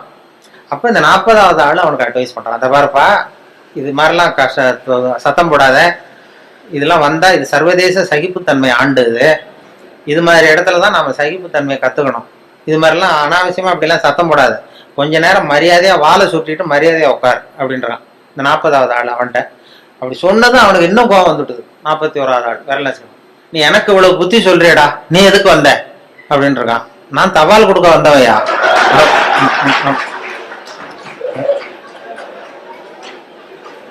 தினப்படி வருவேன் சட்டையை கேட்ட சொல்லுவாங்க, நான் கேட்டு வைப்பேன், தெர்மாமீட்டர் வச்சு பார்ப்பாங்க, அதுக்கப்புறம் எடுத்துட்டு போனது மறுபடியும் சட்டையை மாட்டிக்கிட்டு நான் பாட்டு தபால் கொடுத்துட்டு போயிடுவேன். இதுல என்ன கெட்டு போயிட்டோம்? எல்லாரும் சகிப்புத்தன்மையை வந்து வளர்த்துங்கப்பா எல்லாரும் அப்படின்னு சொல்லிட்டு போனாங்களாம். அது மாதிரி இது மாதிரி சந்தர்ப்பத்தை எல்லாம் நீங்க அதை வளர்த்துக்கலாம், சகிப்புத்தன்மை வளர்த்துக்கிறது, சிரிக்க கத்துக்கிறது அப்படின்ட்டு. அதனால இன்னும் நேரமும் ரொம்ப ஆயிருக்கும்னு நினைக்கிறேன். இன்னும் ரொம்ப அது மாதிரி அந்த சொல்லுவாங்க, ஒரு ஒரு பேச்சாளர் ரொம்ப வேகமா எங்கேயோ போயிட்டு இருந்தாராம், வேகமா வந்துட்டு இருந்தாராம். வரும்பொழுது ஒரு சிங்கம் வந்து வழிமறிச்சுதான். நான் உன்னை சாப்பிட போறேன் இருக்கு சிங்கம்.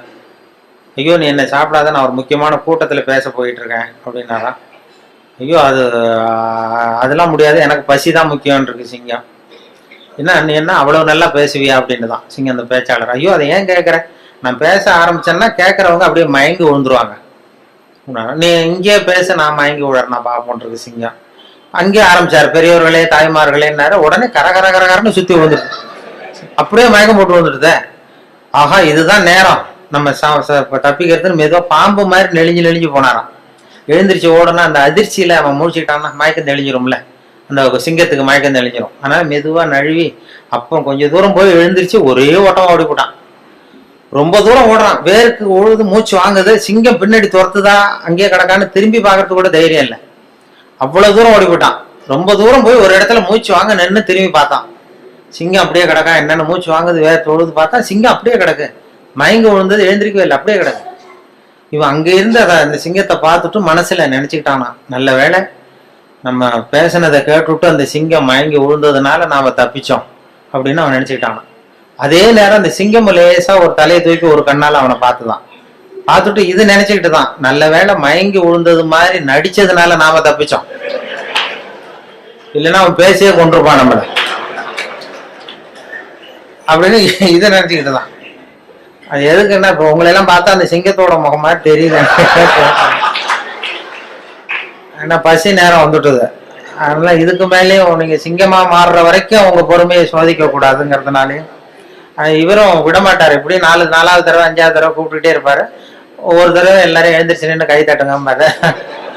அதனால மறுபடியும் உங்களை அப்புறம் வந்து சந்திக்கிறேன். ரொம்ப நன்றி, வணக்கம். என்னுடைய நண்பர் ஒருத்தர், அவர் விரல்ல நகமே இருக்காது. என்ன காரணம்னு நினைக்கிறீங்க? எல்லாத்தையும் அவரே கடிச்சு துப்பிடுவார். அப்படி ஒரு பழக்கம். சின்ன குழந்தைகள் வந்து நகம் கடிக்குது, விரல் சூப்புது. இதுக்கு என்ன காரணம் தெரியுமா? குழந்தைகள் மனசுல ஏற்படக்கூடிய ஒரு வித பாதுகாப்பின்மை, இன்செக்யூரிட்டி, அல்லது தான் வந்து சரியா கவனிக்கப்படல அப்படிங்கிற எண்ணத்தோட வெளிப்பாடு தான் அது அப்படிங்கிறாங்க டாக்டர்கள். சில இடங்கள்ல 2வது குழந்தை பிறந்த உடனே பெரியவர்கள் கவனம் வந்து முதல் குழந்தைகிட்ட இருந்து கொஞ்சம் விலகி 2வது குழந்தைகிட்ட போடும். அந்த சமயத்துல முதல் குழந்தைக்கு இந்த பழக்கம் ஏற்படுறதுக்கு வாய்ப்பு உண்டாம். சில குடும்பங்கள்ல கணவன் மனைவி 2 பேருமே வேலைக்கு போறவங்களா இருப்பாங்க. குழந்தை வந்து ரொம்ப நேரத்துக்கு பெத்தவங்களை பிரிஞ்சு இருக்க வேண்டிய சூழ்நிலை இருக்கும். குழந்தை ஒரு பாதுகாப்பின்மையை உணர ஆரம்பிக்கும், இந்த பழக்கம் வந்துடும். அதனால ஒரு குழந்தைக்கு தான் வந்து ஒதுக்கப்படுறோம் அப்படிங்கிற நினைப்பு வராம பாத்துக்கணும். வளர்ந்த குழந்தைகளும் நகம் கடிக்கும், வயசானவங்க கிட்டையும் இந்த பழக்கம் இருக்கும். இது வந்து ஒரு மனச்சிதைவின் வெளிப்பாடு அப்படிங்கிறாங்க மனநல நிபுணர்கள். அம்மா அப்பா திட்டினாலும் சரி, அல்லது ஆசிரியர் திட்டினாலும் சரி, இந்த பழக்கம் வந்துடும். நாம தவறு பண்ணிட்டோம் அப்படிங்கிற நினைப்பு வர்ற சமயம் நகம் கடிக்க ஆரம்பிச்சிருவோம். ஏதோ ஒண்ணு அடையணும் அப்படின்னு நினைக்கிறோம், அதை அடைய முடியல. இப்படி ஒரு ஏக்கம் வர்ற சமயத்திலேயும் சில பேர் நகத்தை கடிக்க ஆரம்பிச்சிருவாங்க. ஒரு பெரிய அதிகாரி, தனியார் நிறுவனத்துல வேலை பார்க்கிறவரு, அவரு டென்ஷன் ஆயிட்டாருன்னா உடனே அறைக்கு அதை சாத்தி விடுவாங்களாம். அவரே சாத்திக்குவாராம். அப்படி சாத்திக்கிட்டு உள்ள எதையாவது வெறிச்சு பார்த்துக்கிட்டே நகத்தை கடிக்க ஆரம்பிச்சிருவாராம். இந்த பழக்கம் உலகம் பூரா உண்டு. நகம் கடிக்கிறவங்களை அந்த பழக்கத்திலிருந்து மீட்கிறதுக்கு என்ன வழி அப்படின்னு லண்டன்ல உள்ள அழகியல் நிபுணர்கள் யோசனை பண்ணி பார்த்துருக்குறாங்க. சில ஆய்வுகள் பண்ணி பார்த்தாங்களாம். அவங்க என்ன பண்ணாங்க தெரியுமா?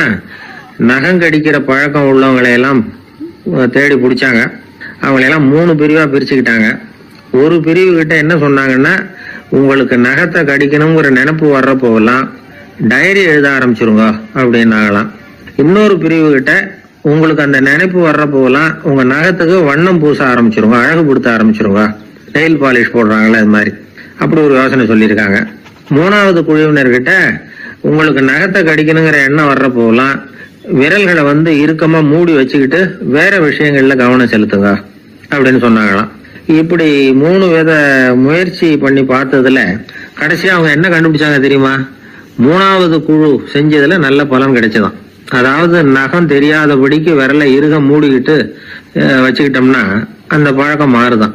அப்படி இருந்தவங்க கிட்ட இந்த நகம் கடிக்கிற பழக்கம் மெதுவா குறைஞ்சு போச்சான்.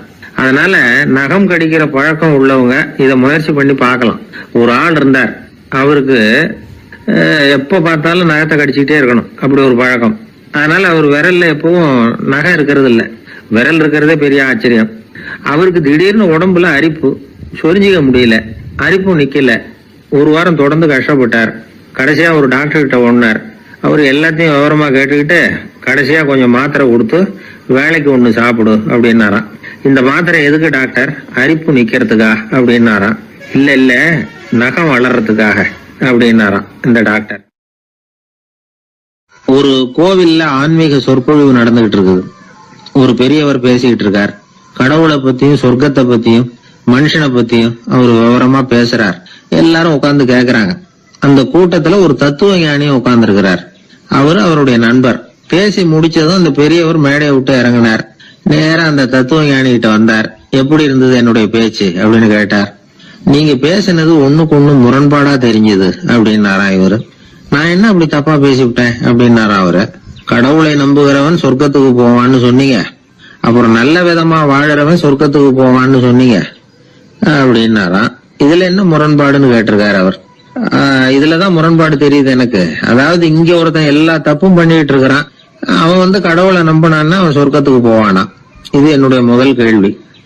இல்லைன்னா ஒருத்தன் எந்த தப்பும் பண்ணல, ரொம்ப ஒழுங்கா வாழ்ந்துகிட்டு இருக்கிறான், ஆனா அவன் கடவுளை நம்பல, அவன் என்ன நரகத்துக்கு தான் போவானா? கடவுள் நம்பிக்கை உள்ள ஒரு திருடன் என்ன ஆவான், எங்க போவான்? கடவுள் நம்பிக்கையே இல்லாத ஒரு நல்லவன் என்ன ஆவான், எங்க போவான்? ஒருத்தன் இங்க கடவுள் நம்பிக்கையோட வாழறது முக்கியமா அல்லது நல்லவனா வாழறது முக்கியமா? இதுதான் இவர் கேட்ட கேள்வி. இதை கேட்டதும் அந்த பெரியவர் குழம்பி போட்டார். அவர் சொன்னது நியாயம் தானே. கடவுளை நம்புறவன் தான் சொர்க்கத்துக்கு போவான்னா பேசாம கடவுளை நம்பிக்கிட்டு இந்த உலகத்துல எல்லா தப்பும் பண்ணிட்டு இருக்கலாமே. பேச்சாளர் குழப்பத்தோட வீட்டுக்கு போனார். படுத்து தூங்கினாரு. ஒரு கனவு வந்தது. கனவுல அவர் ஒரு ரயில்ல வேகமா போயிட்டு இருக்கிறார். எதிரில் உட்கார்ந்து இருக்கிறவரை பார்த்து நாம இப்ப எங்க போறோம்னு கேட்டார். சொர்க்கத்துக்கு போயிட்டு இருக்கிறோம் அப்படின்னாங்களாம். ரயில் போய் நின்னுது. இவர் இறங்கினார். இங்க கௌதம புத்தர் இருப்பார், சாக்ரட்டிஸ் இருப்பார், அவங்கள பாக்குறதுக்கு ஒரு நல்ல வாய்ப்பு அப்படின்னு நினைச்சுக்கிட்டே அங்கேயும் இங்கேயும் பார்த்தார். அங்க யாருமே இல்ல. ஒரே பாலைவனம் மாதிரி இருக்குது. பச்சை இல்ல, பசுமை இல்ல, பூக்கள் இல்ல, மரம்லாம் மொட்டையா நிக்குது. எலும்பும் தோலுமா சில முனிவர்கள் அங்கேயும் இங்கேயுமா உட்கார்ந்து இருக்கிறாங்க. இவர் அவங்க கிட்ட போய் இந்த புத்தர், சாக்ரட்டிஸ் இவங்க எல்லாம் எங்க இருக்கிறாங்கன்னு கேட்டாராம். அப்படி யாரும் இங்க இல்லையே, அவங்க எல்லாம் யாரு அப்படின்னு திருப்பி கேட்டிருக்கிறாங்க. இவருக்கு அதிர்ச்சியா போச்சு. அப்படின்னா அவங்க எங்க போயிருப்பாங்க? உடனே ரயில் நிலையத்துக்கு ஓடி வந்தார். அப்பதான் நரகத்துக்கு ஒரு ரயில் புறப்பட்டுக்கிட்டு இருந்தது. அங்க இருந்து அதுல ஏறி உட்கார்ந்தார். ரயில் வேகமா போச்சு. நரகம் நெருங்க நெருங்க காற்று குளிர்ச்சியா வீச ஆரம்பிச்சுதான். வெளியில பசுமையா இருந்துதான். அழகான மலர்கள், அழகான நீர்நிலைகள், நந்தவனங்கள், ரொம்ப அருமையா இருக்குது. ரொம்ப அங்க இருந்தவங்க எல்லாம் ரொம்ப மகிழ்ச்சியா உல்லாசமா வேற இருந்திருக்கிறாங்க. எங்க பார்த்தாலும் ஆடல் பாடல் உற்சாகம். இவரு ரயில விட்டு இறங்கினார். அவருக்கு சந்தேகம், இதுவா நரகம் அப்படின்னு விசாரிச்சிருக்காரு. ஆமா, இதுதான் நரகம்னாங்களாம். எனக்கு ஒரு சந்தேகம் இருக்காரு. என்னன்னு கேட்டிருக்காங்க. கௌதம புத்தரும், சாக்ரட்டிஸும், லாவோஸும் இவங்க மாதிரி இன்னும் பல பேரும் கடவுள் நம்பிக்கை இல்லாதவங்க, அவங்க எல்லாம் இங்க இருக்கிறாங்களா அப்படிங்கறதுதான் என்னுடைய சந்தேகம் அப்படின்னாராம்.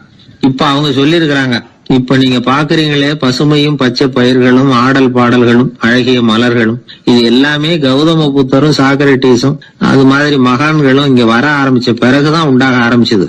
இந்த பிரதேசத்தை அவங்க அப்படியே மாத்திட்டாங்க. இப்போலாம் இங்க இருக்கிறவங்க யாரும் சொர்க்கத்துக்கு போறதுக்கே ஆசைப்படுறது இல்ல அப்படின்னாங்களாம். இந்த அதிர்ச்சியிலேயே அந்த பெரியவர் கனவு கலைஞ்சி மூச்சுக்கிட்டார். இதுல இருக்கிற கருத்து என்னன்னா, நல்லவர்கள் எங்க இருக்கிறாங்களோ அந்த இடத்துக்கு பேரு தான் சொர்க்கம். சொர்க்கம் நரகம்ங்கிறதெல்லாம் ஆன்மீக பண்புகள், அவ்வளவுதான். கீழே விழுந்தாதானே எழுந்திருச்சு நிக்க முடியும். அதனால எழுந்திருக்கணும்னு நினைக்கிறவங்க முதல்ல கீழே விழணும். இவர் முதல்ல கீழே விழணும், அதுக்கப்புறம் தான் எழுந்திருக்கிறது எப்படின்னு சிந்திக்க முடியும். இந்த உலகத்துல எல்லாருமே கீழே விழுந்து எழுந்தவர்கள் தான். இப்போ இந்த குழந்தை பருவத்துல கீழே விழாம நடைபயில கற்றுக்கிட்டவங்க யாராவது உண்டா?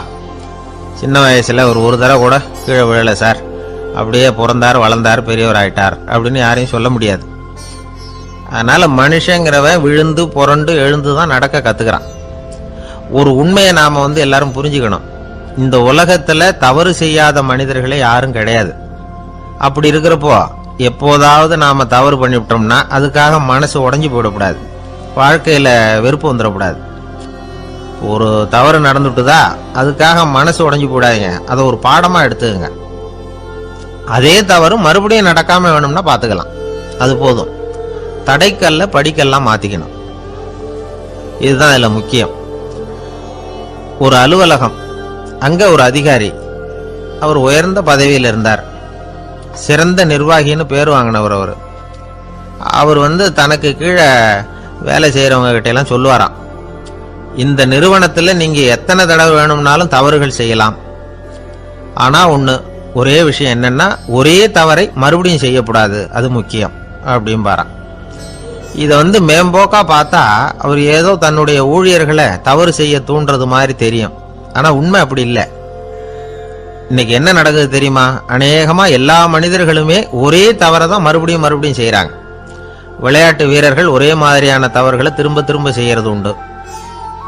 கணக்கு எழுதுறவங்கள பாருங்க, ஒரே தப்ப மறுபடியும் மறுபடியும் செய்வாங்க.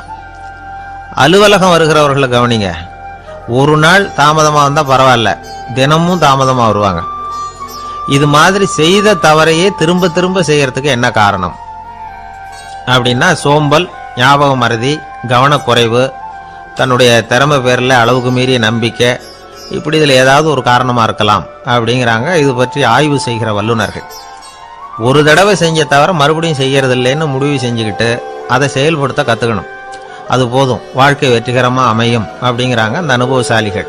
அதனால வெற்றிகரமா வாழ்க்கையில நடைபோட விரும்பும் இளைஞர்கள் தவிர்க்க வேண்டியது என்னன்னா, முதல்ல சோம்பலை தவிருங்கள், சுறுசுறுப்பாக இயங்குங்கள் அப்படிங்கறது அவங்க அறிவுரை.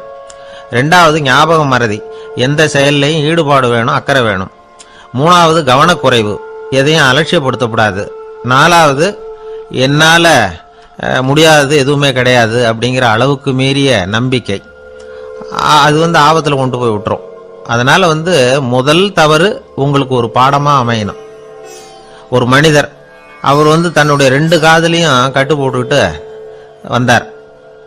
அவருடைய நண்பர் அதை கவனிச்சுட்டார். என்ன சார் ஆச்சு, 2 காதுலையும் கட்டு போட்டிருக்கீங்களே அப்படின்னு விசாரிச்சார். ஒண்ணுமில்ல சார், வீட்டில் ரொம்ப ஆர்வமா டிவியில கிரிக்கெட் மேட்ச் பார்த்துக்கிட்டு இருந்தேன். அப்போ என்னுடைய மனைவி துணிகளுக்கு அயன் பண்ணிக்கிட்டு இருந்தாங்க. அயன் பாக்ஸை அப்படியே வச்சுட்டு அடுப்பங்கரைக்கு போயிட்டாங்க. அந்த சமயம் பார்த்து டெலிஃபோன் பண்ணி அடிச்சுது. அவசரமா ஓடி போய் அதை எடுத்து காதில் வச்சேன். அப்பதான் தெரியும் அது அயன் பாக்ஸுங்கிற விஷயம். சூடா இருந்ததா, சுட்டு விட்டுது அப்படின்னாரு. ஒரு காது சரி சார், 2 காதும் ஏன் அப்படி ஆச்சு அப்படின்னு கேட்டார். அதே ஆளு மறுபடியும் போன் பண்ணா சார் அப்படின்னாரு இவர். எவ்வளவு தூரம் யோசிச்சிருப்பாரு பாருங்க. அதனால ஒரு தவறு மறுபடியும் நடக்கக்கூடாது, முதல் தவறு உங்களுக்கு ஒரு பாடமாக அமையட்டும் அப்படிங்கிறது தான் இதுல இருந்து நாம தெரிந்து கொள்ள வேண்டிய கருத்து. அதனால தவறுகள் அதெல்லாம் தடைக்கெல்லாம் நினைக்க வேண்டாம், படிக்கெல்லாம் நினைப்போம். அப்படி நினைச்சோம்னா வாழ்க்கையில வெற்றி நிச்சயம்.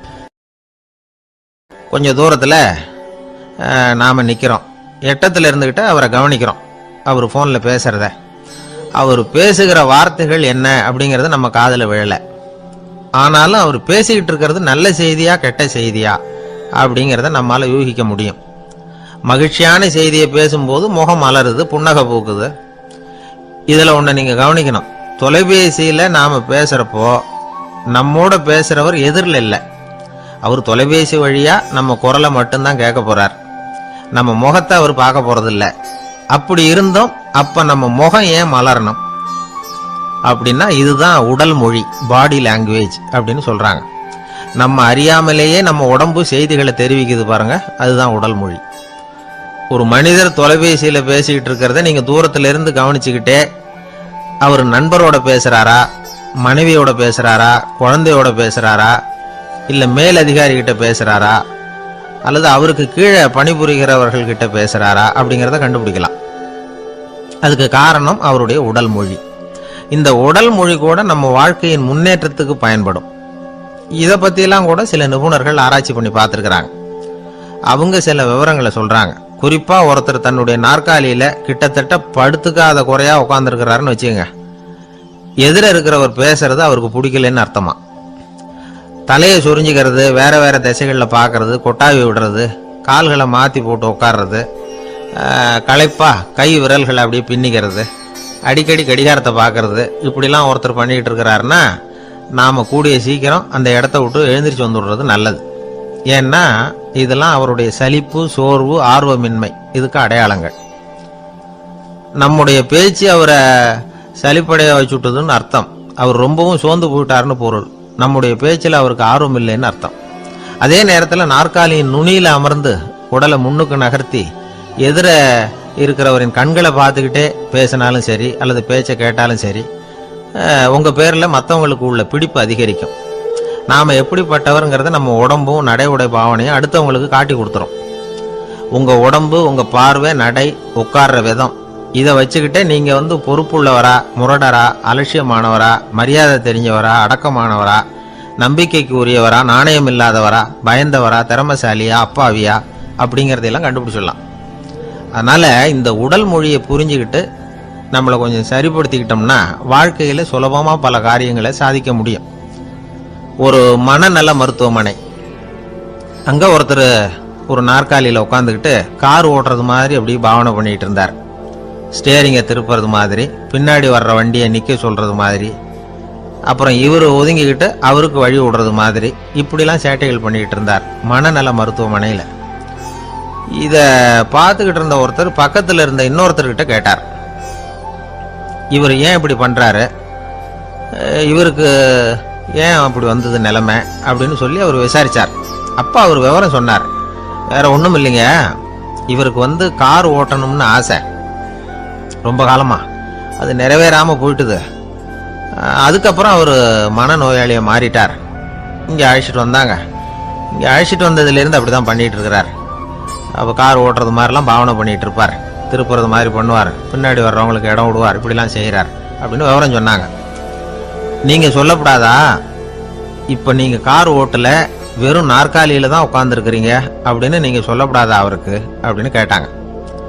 அது முடியாதுங்க, ஏன்னா அந்த காரை கழுவுறதுக்காக அவர் தினமும் எனக்கு 10 ரூபா கொடுத்துக்கிட்டு இருக்கிறார் அப்படின்னாராம் அங்கே வேலை செஞ்சுக்கிட்டு இருந்த ஒருத்தர். அதனால் வாழ்க்கையில் நாம் இந்த உடல் மொழியை புரிஞ்சுக்கணும். உடல் மொழிங்கிறது இப்போ ஆரம்பத்தில் சொன்னது மாதிரி அந்த தொலைபேசியில் பேசுகிறவங்கள தூரத்திலிருந்து பார்த்தாவே அவர் யாருக்கிட்ட பேசுகிறார், என்ன பேசுகிறாருன்னு தெரியும். நம்ம முகத்தை நல்லா வச்சுக்கணும். உடல் மொழியை நம்ம புரிஞ்சுக்கிட்டு பயன்படுத்த ஆரம்பித்தோம்னா எந்த முயற்சி பண்ணினாலும் அதில் வெற்றி நிச்சயம். தெரியுமா, குருகுல வாசம் செஞ்சு படிக்கணும். ஆசிரியருங்கிறவர் ஆசிரமத்தில் இருப்பார். அங்கே போய் அவருக்கு தொண்டுகள் செய்யணும். துணிகள்லாம் துவைச்சி போடணும். தூங்கும்போது காலை பிடிச்சி விடணும். புழுக்கமாக இருந்தால் விசிறி மட்டை எடுத்து விசிறணும். அப்படியே அப்பப்போ அவர் சொல்லிக் கொடுக்குற பாடத்தையும் கற்றுக்கணும். அவர் சொல்லிக் கொடுக்குற பாடங்களை ஓலைச்சுவடிகளில் எழுதிக்கணும். இதுதான் குருகுல வாசம்ங்கிறது. இப்போ மாதிரிலாம் கிடையாது.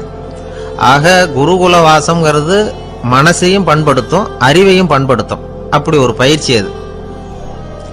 அந்த காலத்தில் பஞ்சபாண்டவர்கள் ஒரு குருகுலத்தில் படிக்க போனாங்களாம்.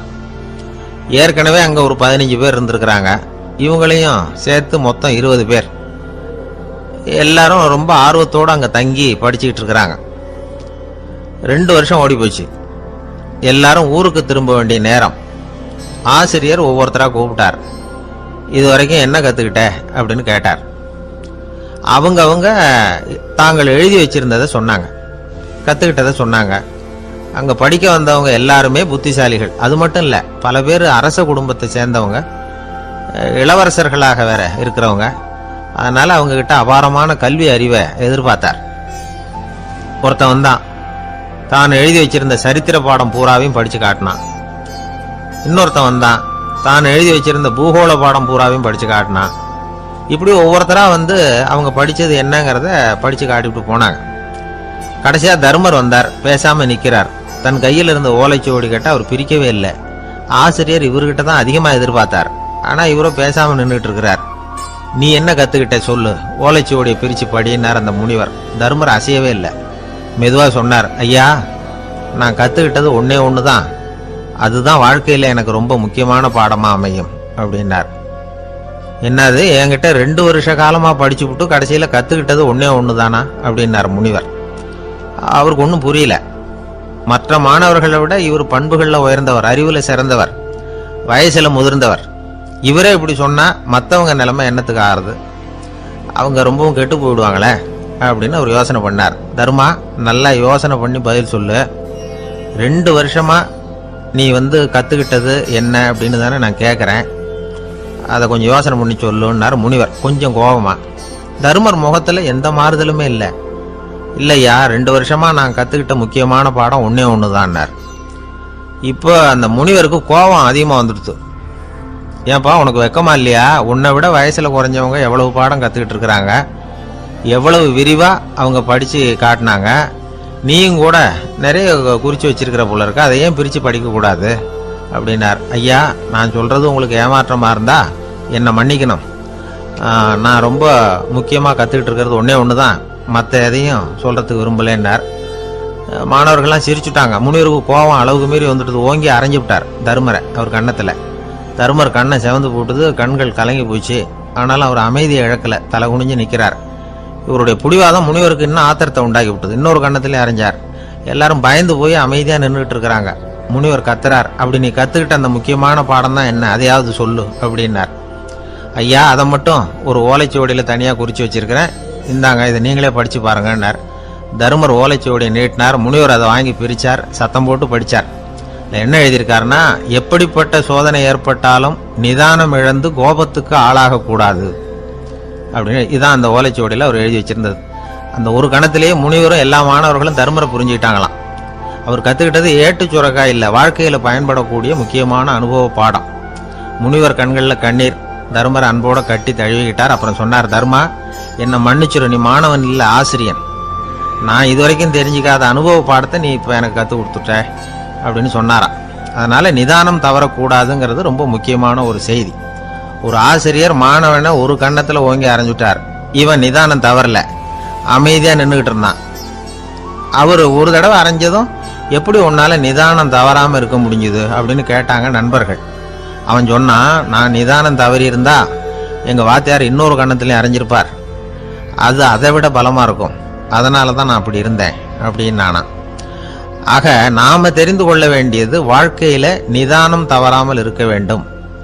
அதுதான் வெற்றியின் ரகசியம். ஒரு நண்பர்கிட்ட பேசிக்கிட்டு இருந்தேன்.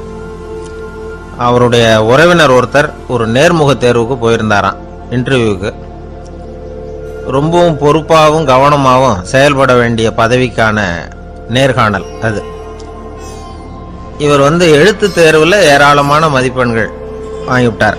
அதனால அதை பத்தி கவலை இல்லை. இப்ப நேர்முக தேர்வுல தேர்வு பெறணும். ஏராளமான சான்றிதழ்கள் வச்சிருந்தார். நேர்காணல்ல கேட்கப்பட்ட எல்லா கேள்விகளுக்கும் சரியான பதில தான் சொன்னார். இருந்தாலும் பாருங்க, அந்த நேர்முக தேர்வுல அவர் தேர்ந்தெடுக்கப்படலை. என்ன காரணம் அப்படின்னு பின்னாடி விசாரிச்சப்போதான் விவரம் தெரிஞ்சுதான். அது என்ன ஆயிருக்குதுன்னா, அந்த நேர்காணலின் போது இவர் நடந்துகிட்ட முறையில சில தவறுகள் நடந்து போச்சான். முக்கியமா 2 தவறுகள். ஒண்ணு, அவங்க ஒரு கேள்வியை கேட்டு முடிக்கிறதுக்குள்ளேயே இவர் பதில் சொல்ல ஆரம்பிச்சுட்டாராம்.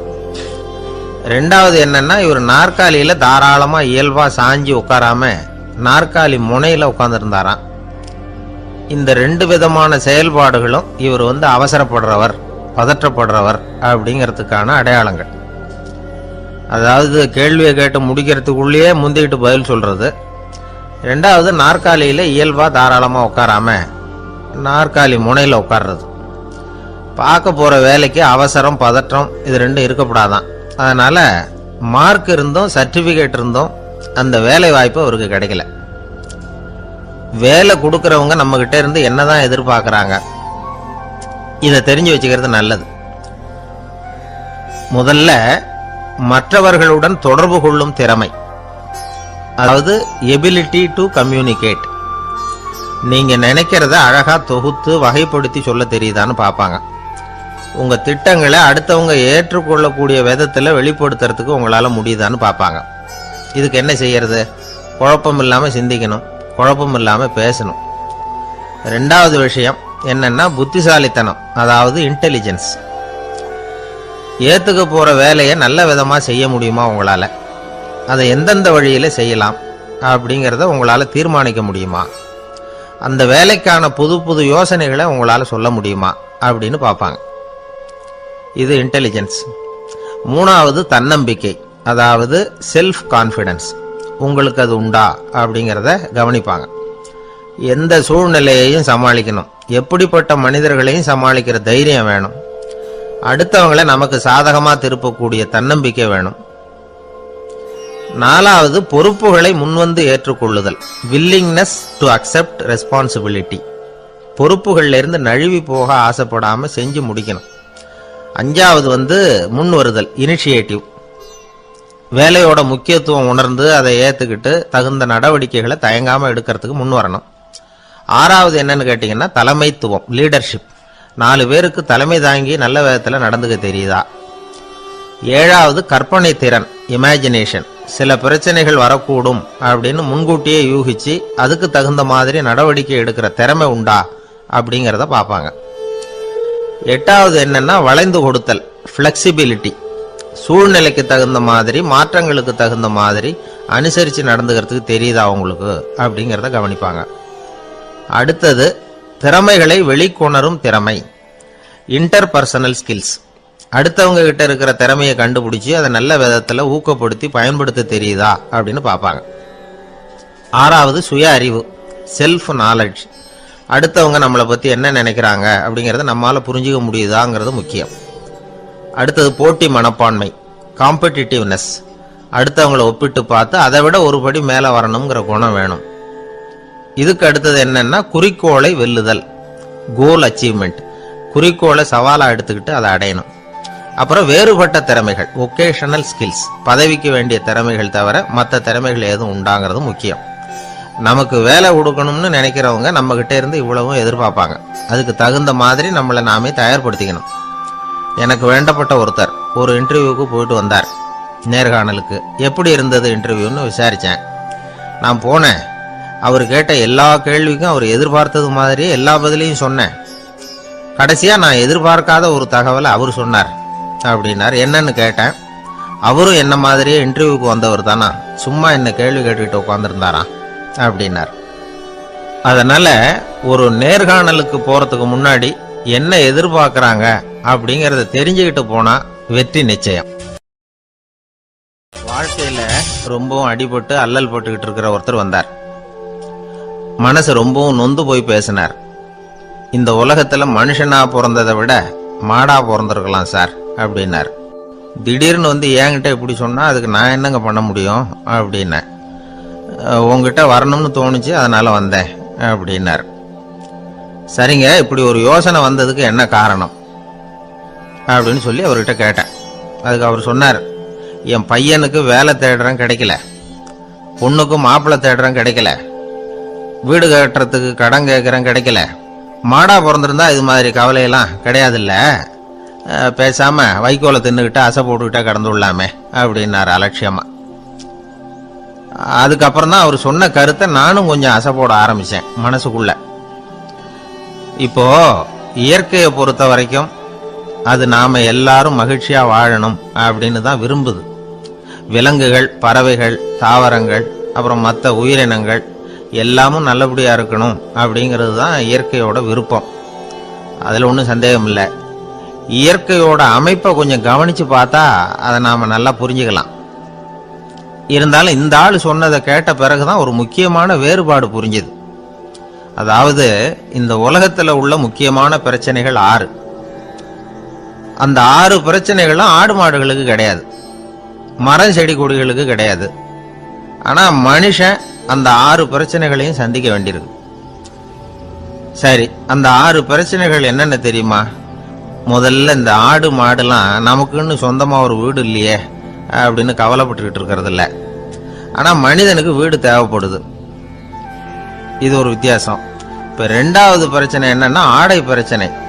ஒரு கோழியோ சேவலோ நாம போட்டுக்கிறதுக்கு ஒரு சட்டை இல்லையே அப்படின்னு கவலைப்படுறது இல்லை. ஆனா மனுஷனுக்கு அந்த கவலை உண்டு. சரி, இப்போ 3வது என்னன்னு பார்த்தா கல்வி பிரச்சனை. ஒரு பசுமாடு கவலையோட நின்றுகிட்டு இருக்கு அப்படின்னு வச்சுக்குவோம். நீங்க அதுகிட்ட போய் ஏன் பசுமாடை கவலையோட நின்றுகிட்டு இருக்கிற அப்படின்னு கேட்குறீங்க. என் கண்ணுக்குட்டிக்கு எல்கேஜியில் இடம் கிடைக்கல, டொனேஷன் கொடுக்கறதுக்கு கையில் பணமும் கிடையாது, சிபாரிசுக்கு யாரை பிடிக்கிறதுன்னு தெரியல, இப்படியா சொல்லிகிட்டு இருக்கோம். அதுக்கு அந்த கவலையெல்லாம் கிடையாது. ஆனால் மனிதனுக்கு அந்த கவலை உண்டு. 4வது என்னன்னு பார்த்தீங்கன்னா வேலை வாய்ப்பு பிரச்சனை. வேலை கிடைக்கலையே அப்படின்னு வேப்ப மரம் கவலைப்படுறதில்ல, ஆனால் மனுஷன் கவலைப்படுறான். 5வது என்னன்னு பார்த்தா கல்யாண பிரச்சனை. எருமை மாடு பசு மாடு எல்லாம் பொண்ணுக்கு மாப்பிள்ளை தேடிக்கிட்டாலே இது பேப்பரில் மணமகன் தேவை அப்படின்னு விளம்பரமாக கொடுக்குது, அதெல்லாம் கிடையாது. 6வது என்னன்னு பார்த்தீங்கன்னா பணம் சம்பந்தமான பிரச்சனை. ஆடு மாடுலாம் பணத்தை சேமிக்கணும்னோ ஏதாவது நிதி நிறுவனத்தில் முதலீடு பண்ணணும்னோ நினச்சிக்கிட்டு இருக்கிறதில்ல. பணத்தை எப்படி காப்பாத்துறது அப்படிங்கிற கவலையும் அதுகளுக்கு கிடையாது. குதிரை குளம்போட பிறக்குது, அதனால அது காடு மேடெல்லாம் கவலை இல்லாமல் தெரியலாம். ஆடு உடம்புல ரோமத்தோட பிறக்குது, அதனால அது குளிரை பற்றி கவலைப்பட வேண்டிய அவசியம் இல்லை. ஆனால் மனுஷனை பார்த்தீங்கன்னா அவன் தான் ஒன்றுமில்லாமல் பிறக்கிறான். ஏன் இந்த பாகுபாடு அப்படின்னு கேட்டால் இதை பற்றி கொஞ்சம் சிந்திச்சு பார்க்கணும். அதாவது இந்த சந்தேகத்தை ஒரு பெரியவர்கிட்டையும் கேட்டேன், அவர் சொன்னார் இதுக்கு பதில். அவர் இதே கேள்வியை இயற்கை கிட்ட கேட்டாராம். இயற்கை பதில் சொல்லிச்சான், வேற யாருக்கும் கொடுக்காத ஒரு வலுவான கருவியை, ஒரு பவர்ஃபுல் வெப்பன் மனுஷனுக்கு கொடுத்துருக்கிறேன்னு, அந்த கருவியை உபயோகப்படுத்தி அந்த 6 பிரச்சனையை மட்டும் இல்லை 6 கோடி பிரச்சனைகள் இருந்தாலும் அதையெல்லாம் சமாளிக்கலாம். அது கருவி என்ன தெரியுமா? அதுதான் 6வது அறிவு. அதை உபயோகப்படுத்தினா காலுக்கு செருப்பு தயார் பண்ணிக்கலாம், குளிருக்கு போர்வை தயார் பண்ணிக்கலாம், என்ன வேணும்னாலும் செய்யலாம் அப்படின்னு இயற்கை பதில் சொல்லிச்சான். அதனால நாம செய்ய வேண்டியது என்னன்னா இயற்கையை முதல்ல சரியா புரிஞ்சுக்கணும். இயற்கையின் படைப்பையே நாம சரியா புரிஞ்சுக்கிறது இல்லையே, அதுதான் வேதனை. இந்த கதையை கேளுங்க.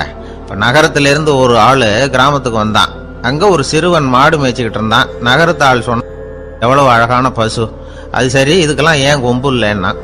இதுக்கு அந்த பையன் பதில் சொன்னான், பசுமாட்டுக்கு கொம்பு இல்லாததுக்கு பல காரணங்கள் உண்டு. கண்ணுக்குட்டியாக இருந்தால் கொம்பு இருக்காது, பசு வளர்ந்து பெருசானதுக்கு அப்புறம் தான் கொம்பு முளைக்கும், இது ஒரு காரணம். சில சமயம் வளர்கிற கொம்பை எடுத்து விடுறது உண்டு, அது ஒரு காரணம். ஆனால் இதுக்கு ஏன் கொம்பு இல்லைன்னு கேட்குறீங்க, அதுக்கு என்ன காரணம்னா இது பசு இல்லை குதிரை அப்படின்னானா. அங்கே ஒரு புதர் தெரியுது இல்லையா, இந்த புதருக்குள்ள ஒரு சிங்கம் இருக்கு. அந்த பக்கமாக நான் போகிறப்போ வர்றப்போலாம் அது என்கிட்ட ஒம்பு வளர்க்குது, தகராறு செய்யுது, என் மேலே பாயுது, என்னை தாக்குது, ஏன்னு தெரியல அப்படின்னுது. இதை கேட்டதும் அந்த குரங்கு சொல்லிச்சு, இனிமேல் கவலைப்படாத, இந்த தடவை நான் உன்னை காப்பாற்றுறேன்னுது. அதுக்கப்புறம் ஒரு நாள் அந்த குரங்கும் கழுதியும் அந்த புதர் பக்கமாக போய்கிட்டு இருந்தாங்க. எதிர்பார்த்தது மாதிரியே நடந்தது. இந்த சிங்கம் எதிரில் வந்தது, கழுதியை பார்த்தது, உடனே அது மேலே பாய ஆரம்பிச்சுட்டுது. அவ்வளவுதான். உடனே இந்த குரங்கு என்ன பண்ணிச்சு தெரியுமா, கிடுகிடுன்னு ஒரு மரத்து மேலே ஏறி உட்காந்துக்கிட்டது. அங்கே உட்காந்துக்கிட்டு கீழே அந்த கழுதியும் சிங்கமும் போடுற சண்டையை வேடிக்கை பார்க்க ஆரம்பிச்சுட்டுது. கொஞ்ச நேரம் கழித்து அடிபட்ட காயத்தோடு அந்த கழுதை மெதுவாக நடந்து வந்தது. குரங்கும் மெல்ல மரத்தை விட்டு கீழே இறங்குச்சு. இப்போ கழுதை கேட்டுது, என்னை காப்பாத்துறேன்னு சொல்லிவிட்டு காலை வாரி விட்டுட்டியே, நீ பாட்டுக்கு மரத்து மேலே ஏறி உட்காந்துக்கிட்டே, அது நியாயமானது. குரங்கு பரிதாபமாக அதை பார்த்துது. நான் மரத்து மேலே இருந்து நீங்கள் 2 பேரும் சண்டை போட்டதை பார்த்துக்கிட்டு தான் இருந்தேன். உன்னோட சத்தம் தான் அதிகமாக இருந்தது, அது நீ சிரிக்கிற மாதிரி எனக்கு கேட்டுது, அதனால் நீ தான் ஜெயிச்சுக்கிட்டு இருக்க போல இருக்கு அப்படின்னு நினச்சிவிட்டேன்னு. இன்றைக்கி பல பேர் இப்படி தான் இருக்கிறாங்களாம். யார் ஜெயிக்கிறாங்க யார் தோக்குறாங்கங்கிறத முகத்தை பார்த்து கூட கண்டுபிடிக்க முடியறதில்ல, பேசுகிற பேச்சை வச்சு கூட கண்டுபிடிக்க முடியறதில்ல. தோற்கிறவங்க கூட சிரிக்கிற மாதிரி முகத்தை வச்சுக்கிறான். இன்றைய மனிதர்கள்கிட்ட ஏகப்பட்ட முரண்பாடுகள்.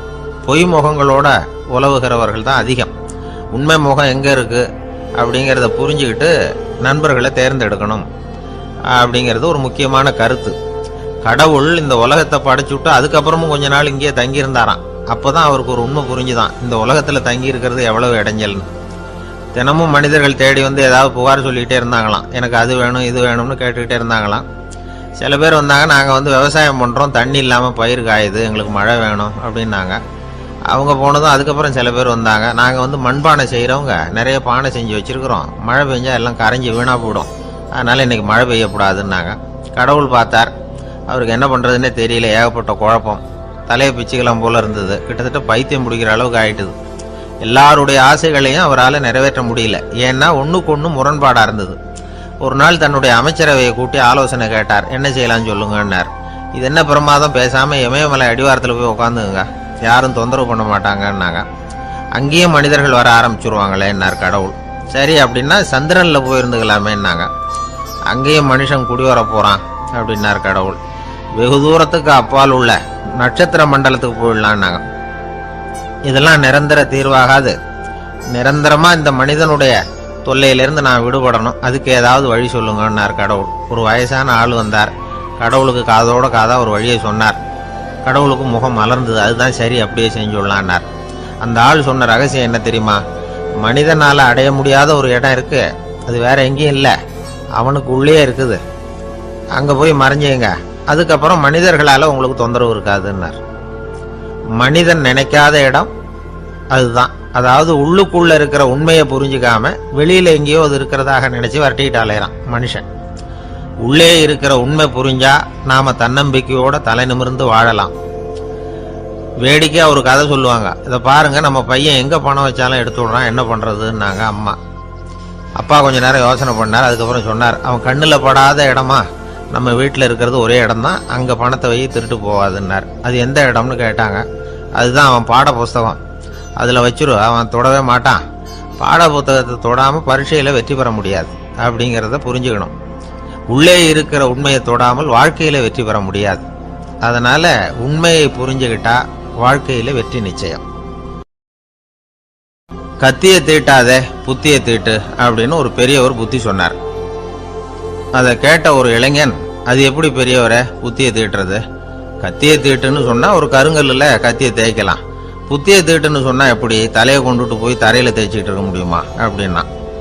அந்த பெரியவர் உடனே புரிஞ்சுக்கிட்டார், இந்த இளைஞனுக்கு புத்தி கூர்மை கம்மி அப்படிங்கிறத புரிஞ்சுக்கிட்டார். அது சரி, அறிவுக்கும் புத்திசாலித்தனத்துக்கும் என்ன வித்தியாசம்? இது ஒரு முக்கியமான கேள்வி.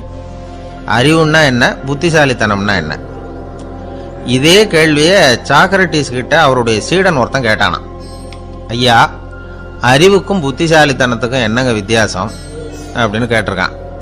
சாக்ரட்டிஸ் நிமிர்ந்து பார்த்துருக்கிறார் அந்த சீடனை. அதுக்கப்புறம் சொன்னாராம், நான் சொல்றேன் உன்னுடைய கேள்விக்கு பதில், ஆனா அதுக்கு முன்னாடி நீ ஒரு காரியம் பண்ணணும்னாராம்.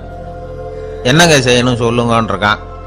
அதோ பாரு, ஒரு பெரியவர் உட்காந்துருக்கிறாரு, அவர்கிட்ட போ, இங்கேருந்து பக்கத்தில் இருக்கிற அந்த கிராமத்துக்கு போய் சேர எவ்வளவு நேரம் ஆகும் அப்படின்னு கேட்டுட்டு வா அப்படி சொன்னார் சாக்ரட்டிஸ். சரின்னு சொல்லிவிட்டு இவன் போனான். அந்த பெரியவர் முன்னாடி போய் நின்னான். ஏங்க பெரியவரை, இங்கேருந்து அதோ தெரியுத அந்த கிராமத்துக்கு போய் சேர்றதுக்கு எவ்வளவு நேரம் ஆகும் அப்படின்னு கேட்டான். பெரியவர் நிமிர்ந்து பார்த்தார், ஆனால் பதில் எதுவும் சொல்லலை. இவன் மறுபடியும் ஒரு தடவை அதே கேள்வி அவர்கிட்ட கேட்டான். என்னங்க, நான் கேட்குறது உங்கள் காதில் விழுதா? அந்த கிராமத்துக்கு போய் சேர்றதுக்கு எவ்வளோ நேரம் ஆகும் அப்படின்னு சொல்லி மறுபடியும் கேட்டான். அப்பவும் அவர் பதில் சொல்லலை. உடனே அவன் மனசுக்குள்ளே முடிவு பண்ணிக்கிட்டான், சரி பெரியவர் ஒரு மாதிரியாக தெரிகிறார், புத்தி சுவாதீனம் சரியில்லாத ஒரு மாதிரி தெரியுது அப்படின்னு நினச்சிக்கிட்டே வந்த வழியிலேயே திரும்பி வந்துட்டான். கொஞ்சம் தூரம் நடந்திருப்பான். இப்போ அந்த பெரியவர் மறுபடியும் கூப்பிட்டார், இளைஞனே இப்படி வாடினார். இவனுக்கு ஒன்றும் புரியல. மறுபடியும் திரும்பி நடந்தான். அவர் முன்னாடி போய் நின்னான்.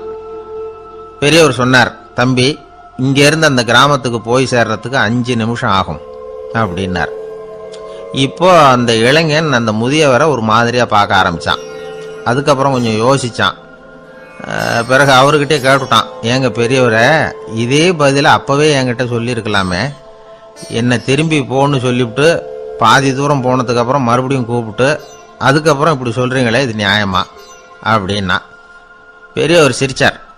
அதுக்கப்புறம் சொன்னார், ஏன்பா, நீ எவ்வளவு வேகமா நடக்கிறேங்கிறத பார்க்காம நீ கிராமத்துக்கு போய் சேர வேண்டிய நேரத்தை எப்படி என்னால் சொல்ல முடியும்? அதனால தான் உன்னை கொஞ்சம் தூரம் நடக்க விட்டு உன்னுடைய நடையின் வேகம், அந்த கிராமம் இருக்கிற தூரம் ரெண்டையும் கணக்கு போட்டு அதுக்கப்புறம் நேரத்தை சொன்னேன்னார். சீடன் வந்து தலை குனிந்தான். அப்படியே திரும்பி வந்து சாக்ரட்டிஸ் முன்னாடி நின்னான்.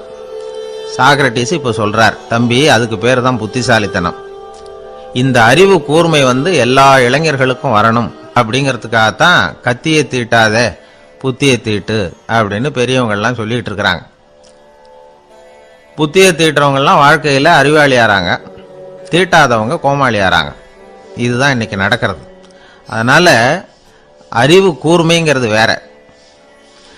இந்த காலத்து ஆசாமி ஒருத்தர் இன்னொருத்தரை பார்த்து கேட்டார், ஏங்க, ஒரு விமானம் இங்கேருந்து புறப்பட்டு 2 மணி நேரத்தில் மதுரைக்கு போய் சேருது. நல்லா கவனிங்க, ஒரு விமானம் இங்கேருந்து புறப்பட்டு 2 மணி நேரத்தில் மதுரைக்கு போய் சேருது அப்படின்னா என்னோட வயசு என்னன்னு கேட்டார். இவர் கேட்கறதுல ஏதாவது அர்த்தம் இருக்கா? அதாவது இங்கேருந்து புறப்பட்டு 2 மணி நேரம் ஆகுது மதுரைக்கு போகிறதுக்கு, அப்படின்னா என் வயசு என்னன்னு கேட்குறாரே. இதை கேட்ட உடனே அவர் பதில் சொன்னார், அப்படின்னா உங்களோட வயசு 20 அப்படின்னார். எப்படிங்க அவ்வளவு கரெக்டாக சொன்னீங்க அப்படின்னு கேட்டார். வேற ஒன்றும் இல்லை, எங்கள் பக்கத்து வீட்டில் ஒரு முழு பைத்தியம் இருக்கு, அதோட வயசு 40, அப்படின்னா உன் வயசு 20 தான் இருக்கணும் அப்படின்னார். அரை பைத்தியம்னு முடிவு பண்ணிக்கிட்டார். அதனால வாழ்க்கையில் அறிவு கூர்மைங்கிறது ரொம்ப அவசியம். அந்த புத்திசாலித்தனம் இருக்கிறவங்க வாழ்க்கையில வெற்றி பெறுவது நிச்சயம். சாலை ஓரமா அழுதுகிட்டு உட்காந்துருந்தான். பிச்சை எடுத்து சாப்பிட்ற ஒருத்தன் அந்த பக்கமா வந்தான். இவனை பார்த்தான். ஏன் அழுதுகிட்டு உட்காந்துருக்கிற, என்னாச்சு உனக்கு அப்படின்னு கேட்டான். அதுக்கு இவன் சொன்னான், என்கிட்ட ஒண்ணுமே இல்லை, நான் இந்த உலகத்துல இருந்து என்ன பிரயோஜனம், அதனால தான் அழுதுகிட்டு இருக்கிறேன் அப்படின்னா. உன்கிட்ட மறைஞ்சிருக்கிற புதையல் என் கண்ணுக்கு நல்லா தெரியுது, அது உனக்கு புரியல, அதனால தான் அழுதுகிட்டு இருக்கிற அப்படின்னா. என்னது புதையல் இருக்குதா, உன் கண்ணுக்கு தெரியுதா அப்படின்னு கேட்டான். ஆமாம் எனக்கு தெரியுது, அந்த புதையலை நீ விற்கிறதுக்கு தயாராக இருக்கிறியா அப்படின்னு கேட்டான் இவன். இதை கேட்டதும் அந்த இளைஞனுக்கு ரொம்ப ஆச்சரியமாக போச்சு. என்னது இப்படி கேட்குறானே அப்படின்னு. என்கிட்ட ஒரு காசு கூட இல்லையே, அப்படி இருக்கிறப்போ புதையல் எங்கேருந்து வந்தது அப்படின்னா. இந்த நேரத்தில் அந்த பிச்சைக்காரன் சிரிச்சான்.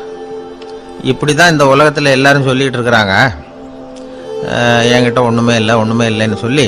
ஆனால் அவங்கக்கிட்ட தான் புதையல் இருக்கு, நீ வேணும்னா என் கூட வா, நம்ம நாட்டு அரசர்கிட்ட போவோம், உங்ககிட்ட இருக்கிற புதையலை அவர் நல்ல விலைக்கு எடுத்துக்குவார் அப்படின்னா. அது எப்படி உனக்கு தெரியும்னா, இதுக்கு முன்னாடியும் இது மாதிரி பல பேரை நான் ராஜா கிட்ட அழைச்சிட்டு போயிருக்கிறேன், அதனால தான் உன்னை பார்த்தேன், உன்னையும் கூப்பிடுறேன், நீ சரின்னு சொன்னால் உன்னை அழைச்சிட்டு போகிறேன், உங்ககிட்ட இருக்கிற புதையலை அவர் நல்ல விலை கொடுத்து எடுத்துக்குவார் அப்படின்னு சொன்னான்.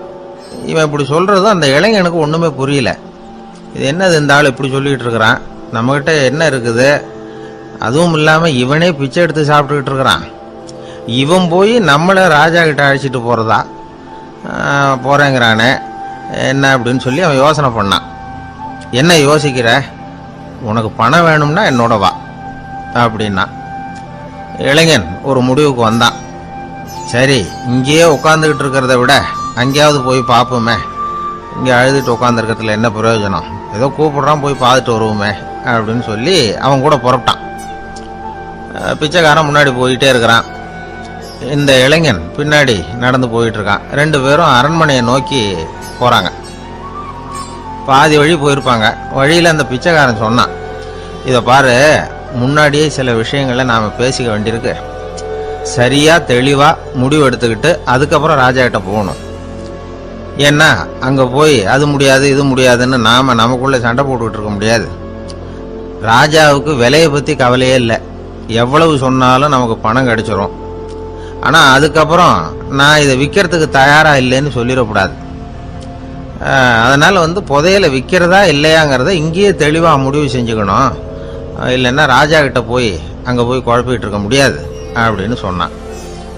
இளைஞனுக்கு ஒண்ணுமே புரியல. என்ன சொல்ற நீ, என்கிட்டயா புதையலா, எங்க இருக்குது அப்படின்னு சொல்லி குழம்பி போனான். இப்போ அந்த பிச்சைக்காரன் சொன்னான், இத பாரு, இப்போ உதாரணத்துக்கு உன்னுடைய கண்களை எடுத்துக்கோ, அதுக்கு நீ என்ன விலை கேட்டுற போற, நான் அதுக்கு ராஜா கிட்ட இருந்து ஒரு 50,000 ரூபா வாங்கி தர முடியும். உன்னுடைய இருதயத்தை கொடுக்குறியா, 20 லட்சம் ரூபா வாங்கி தரேன். மூளையை கொடுக்குறியா, 30 லட்சம் வாங்கி தரேன். என்ன சொல்ற அப்படின்னு சொல்லி இந்த பிச்சைக்காரன் பேசிக்கிட்டே போறான். இளைஞனுக்கு கோபம் வந்துட்டுது. என்ன உளர்ற, உனக்கு என்ன பைத்தியமா, கண்ணையும் மூளையையும் இருதயத்தையுமா விற்பாங்க, என்ன விலை கொடுத்தாலும் அதையெல்லாம் நான் விற்கிறதுக்கு தயாரா இல்லை, நான் விற்க மாட்டேன், அதை கொடுத்துட்டு நான் என்ன பண்றது, இப்படி நான் மட்டும் இல்லை யாருமே இதை விற்கிறதுக்கு தயாரா இருக்க மாட்டாங்க அப்படின்னு சொன்னான் அந்த இளைஞன். இவன் இப்படி சொன்னதும் அந்த பிச்சைக்காரன் வாய் விட்டு சிரிக்க ஆரம்பிச்சுட்டான். இப்போ பைத்தியமானது நானா நீயா, லட்சக்கணக்கான கோடிக்கணக்கான ரூபாய் பெருமானம் உள்ள பொருள்களை உங்ககிட்டயே வச்சுக்கிட்டு விற்க முடியாதுன்னு சொல்ற நீ தான் ஏழை. என்கிட்ட ஒண்ணுமே இல்லைன்னு மரத்தடியில் உட்காந்து அழுதுட்டு இருக்கிறியே அப்படின்னு சொன்னான். இன்னைக்கு பாத்தீங்கன்னா பல பேர் தன்கிட்ட புதைஞ்சிருக்கிற ஆற்றலை புரிஞ்சிக்க முடியாம அவதிப்பட்டு இருக்கிறாங்க. நம்ம கிட்ட என்ன இருக்குங்கிறது அவங்களுக்கு தெரியறதில்ல. அதனாலதான் என்கிட்ட ஒண்ணுமே இல்லைன்னு சொல்லி அழுதுகிட்டு இருக்கிறாங்க. இதை விளங்க வைக்கிறதுக்கு பெரியவங்க சொல்ற கதை இது. நம்ம கிட்ட இருக்கிற புதையலை நாம தான் தோண்டி எடுக்கணும். உண்மையான புதையல்ங்கிறது உள்ளே இருக்கு. ஆனா அதை வெளியில தேடுற ஆசாமிகள் தான் அதிகம். சராசரி மனித இயல்பு அப்படி. நம்ம கிட்ட விலை மதிக்க முடியாத பகுத்தறிவு இருக்கு. அதை வச்சுக்கிட்டு வாழ்க்கையில முன்னேறதுக்கு முயற்சி பண்ணணும். என்கிட்ட ஒண்ணுமே இல்லைன்னு நினைச்சு ஓரமா உட்காந்துடக்கூடாது. முயற்சி செஞ்சா முடியாத காரியம் எதுவுமே இல்லை. ஒரு ரயில்வே ஸ்டேஷன் பக்கம் வெளியில ஒரு டாக்ஸி நின்றுட்டு இருந்தது. அந்த பக்கமா வந்த ஒருத்தர் டாக்ஸி டிரைவரை பார்த்து சொன்னார், ஐயா உங்க வண்டியில பின் சீட்ல ஒரு மணி பர்ஸ் கிடக்கு, யாரோ மறந்து விட்டுட்டு போயிருக்கிறாங்க அப்படின்னாரு. இல்ல அது காலி பர்ஸ் தான், நான் தான் அதை அங்கே போட்டு வச்சிருக்கிறேன்னாரு டிரைவர். ஏன்னு கேட்டார் அவரு.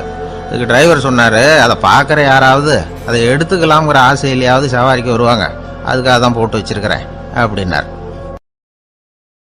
ஒரு நண்பர் அவசரமா என்கிட்ட ஓடி வந்தார். அப்புறம் சொன்னார், என்னால நம்பவே முடியல சார், என் பையனா இப்படி அப்படின்னு சொல்லி ஆச்சரியப்பட்டார். உங்க பையன் அப்படி என்னதான் செஞ்சுட்டான்னு கேட்டேன். என்னால முடியாத ஒரு காரியத்தை அவன் சுலபமா செஞ்சுட்டான் சார் அப்படின்னார். அது என்ன உங்களால முடியாத காரியத்தை அவன் செஞ்சுட்டாங்கிறீங்க, அது என்ன காரியம்னு தான் சொல்லுங்களேன். என்ன 5ஆம் வகுப்புல அவன் ஒரே தடவையில பாஸ் ஆயிட்டான் சார், அதாவது ஒரே அட்டம்ப்ட்ல பாஸ் ஆயிருக்கிறான் அப்படின்னார். மூச்சு வாங்க. கஷ்டப்பட்டு பரீட்சை எழுதினவன் அவன், இவருக்கு மூச்சு வாங்குது. நம்மால செய்ய முடியாத ஒரு காரியத்தை இன்னொருத்தர் செய்யும் போது அது நமக்கு ஆச்சரியமா தெரியுது. இப்ப சர்க்கஸ் பாக்குறோம், அங்க ஒருத்தர் அந்த இடத்துல தொங்குறார். அதை பாக்குறப்போ அது நமக்கு ஆச்சரியமா தெரியுது. ஏன்னா அது மாதிரி அந்த இடத்துல தொங்குறதுங்கிறது நம்மால முடியாத காரியம். நம்மால முடியாத ஒண்ண அடுத்த ஒருத்தர் ரொம்ப சுலபமா செய்யறப்போ நாம மருள்வது இயற்கை.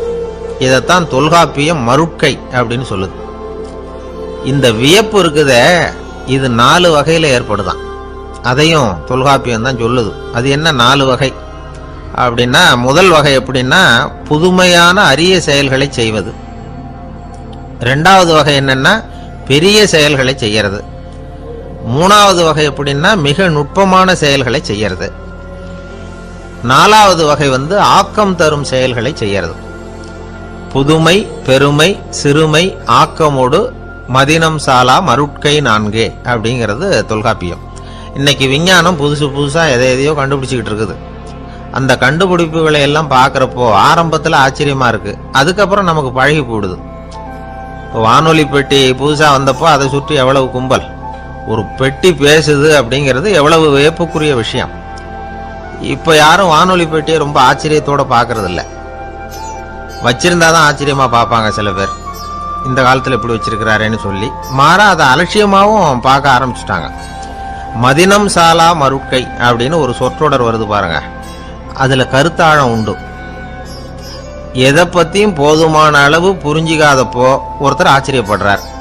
புரிஞ்சுகிட்டதுக்கு அப்புறம் ஆச்சரியம் மறைஞ்சு போடுது. மிக நுட்பமான செயல்களும் நம்மளை ஆச்சரியப்பட வைக்குது. ஒரு அரிசியில ஒரு திருக்குறள் எழுதி காட்டுறாங்க, ஒரு முட்டை ஓட்டுக்குள்ள ஓவியம் தீட்டி காட்டுறாங்க. கருங்கல் சிற்பங்கள்ல எவ்வளவு நுட்பமான வேலைப்பாடுகள், அதையெல்லாம் பார்த்து ஆச்சரியப்படுறோம். இது மாதிரியே ஆக்கப்பூர்வமான செயல்களும் நம்மளை வியப்பில் ஆழ்த்தும். குப்பை கூலங்களை கூட வாழ்க்கைக்கு பயன்படுகிற பொருளா மாற்றுகிறவர்கள் இருக்கிறாங்க. அவங்களுடைய செயல் நமக்கு ஆச்சரியத்தை தருது. இடைக்காட்டு சித்தர்னு ஒருத்தர் இருந்தார். அவர் பாடிய 30 நூல்ல ஒரு பாட்டு வருது. ஆற்றல் பிறர் அறிதலின் ஆகம் கிளர்வு உறுதலின் கற்று அறிபாணர் கெழுமிய கோடலின் தோற்றம் உருகவே போற்றல் சால் வியப்பே. ஒருத்தருடைய ஆற்றல் தெரியாமல் இருந்தது, அவருடைய அரிய செயல்களை பார்க்கும் பொழுது வியப்பா இருந்தது, மனசுக்குள்ள கிளர்ச்சி. பாவலர்கள் இவர்கள் புகழப்பாடி மற்றவர்களும் தெரிந்து கொள்ளுமாறு செய்கிறார்கள். ஆக எல்லா வகையிலுமே மக்கள் தங்களுடைய வாழ்க்கையில முன்னேறுவதற்கு வழிகாட்டுகிற ஒரு மெய்ப்பாடு தான் வியப்புங்கிறது. இன்னைக்கு இளைஞர்கள் இதை நல்லா புரிஞ்சுக்கணும். ஆச்சரியப்படுங்கள், ஆச்சரியப்பட வைப்பீர்கள். இந்த காலத்துல நம்ம எப்படி எல்லாமோ ஆச்சரியப்பட வைக்கிற அதிசய மனிதர்கள் இருக்கிறாங்க. ஒரு ஆளை பிடிச்சி ஜெயிலுக்கு கொண்டுட்டு வந்தாங்க. சிறை அதிகாரி அவனை ரொம்பவும் ஆச்சரியமா பார்த்தார். இவன் கேட்டான், ஏன் சார் அப்படி பாக்குறீங்க, நான் இப்ப இங்க வந்தது உங்களுக்கு ஆச்சரியமா இருக்கா அப்படின்னு கேட்டான். இதுக்கு சிறை அதிகாரி சொன்னார், நீ இப்போ இங்க வந்ததுல எனக்கு ஒன்றும் ஆச்சரியம் இல்லப்பா, ஏற்கனவே நீ இங்கிருந்து விடுதலை ஆகி போய் 6 மாசம் ஆச்சு, இவ்வளவு லேட்டா திரும்பி வர்றியா, அதுதான் எனக்கு ஆச்சரியம் அப்படின்னாராம். இது ஒரு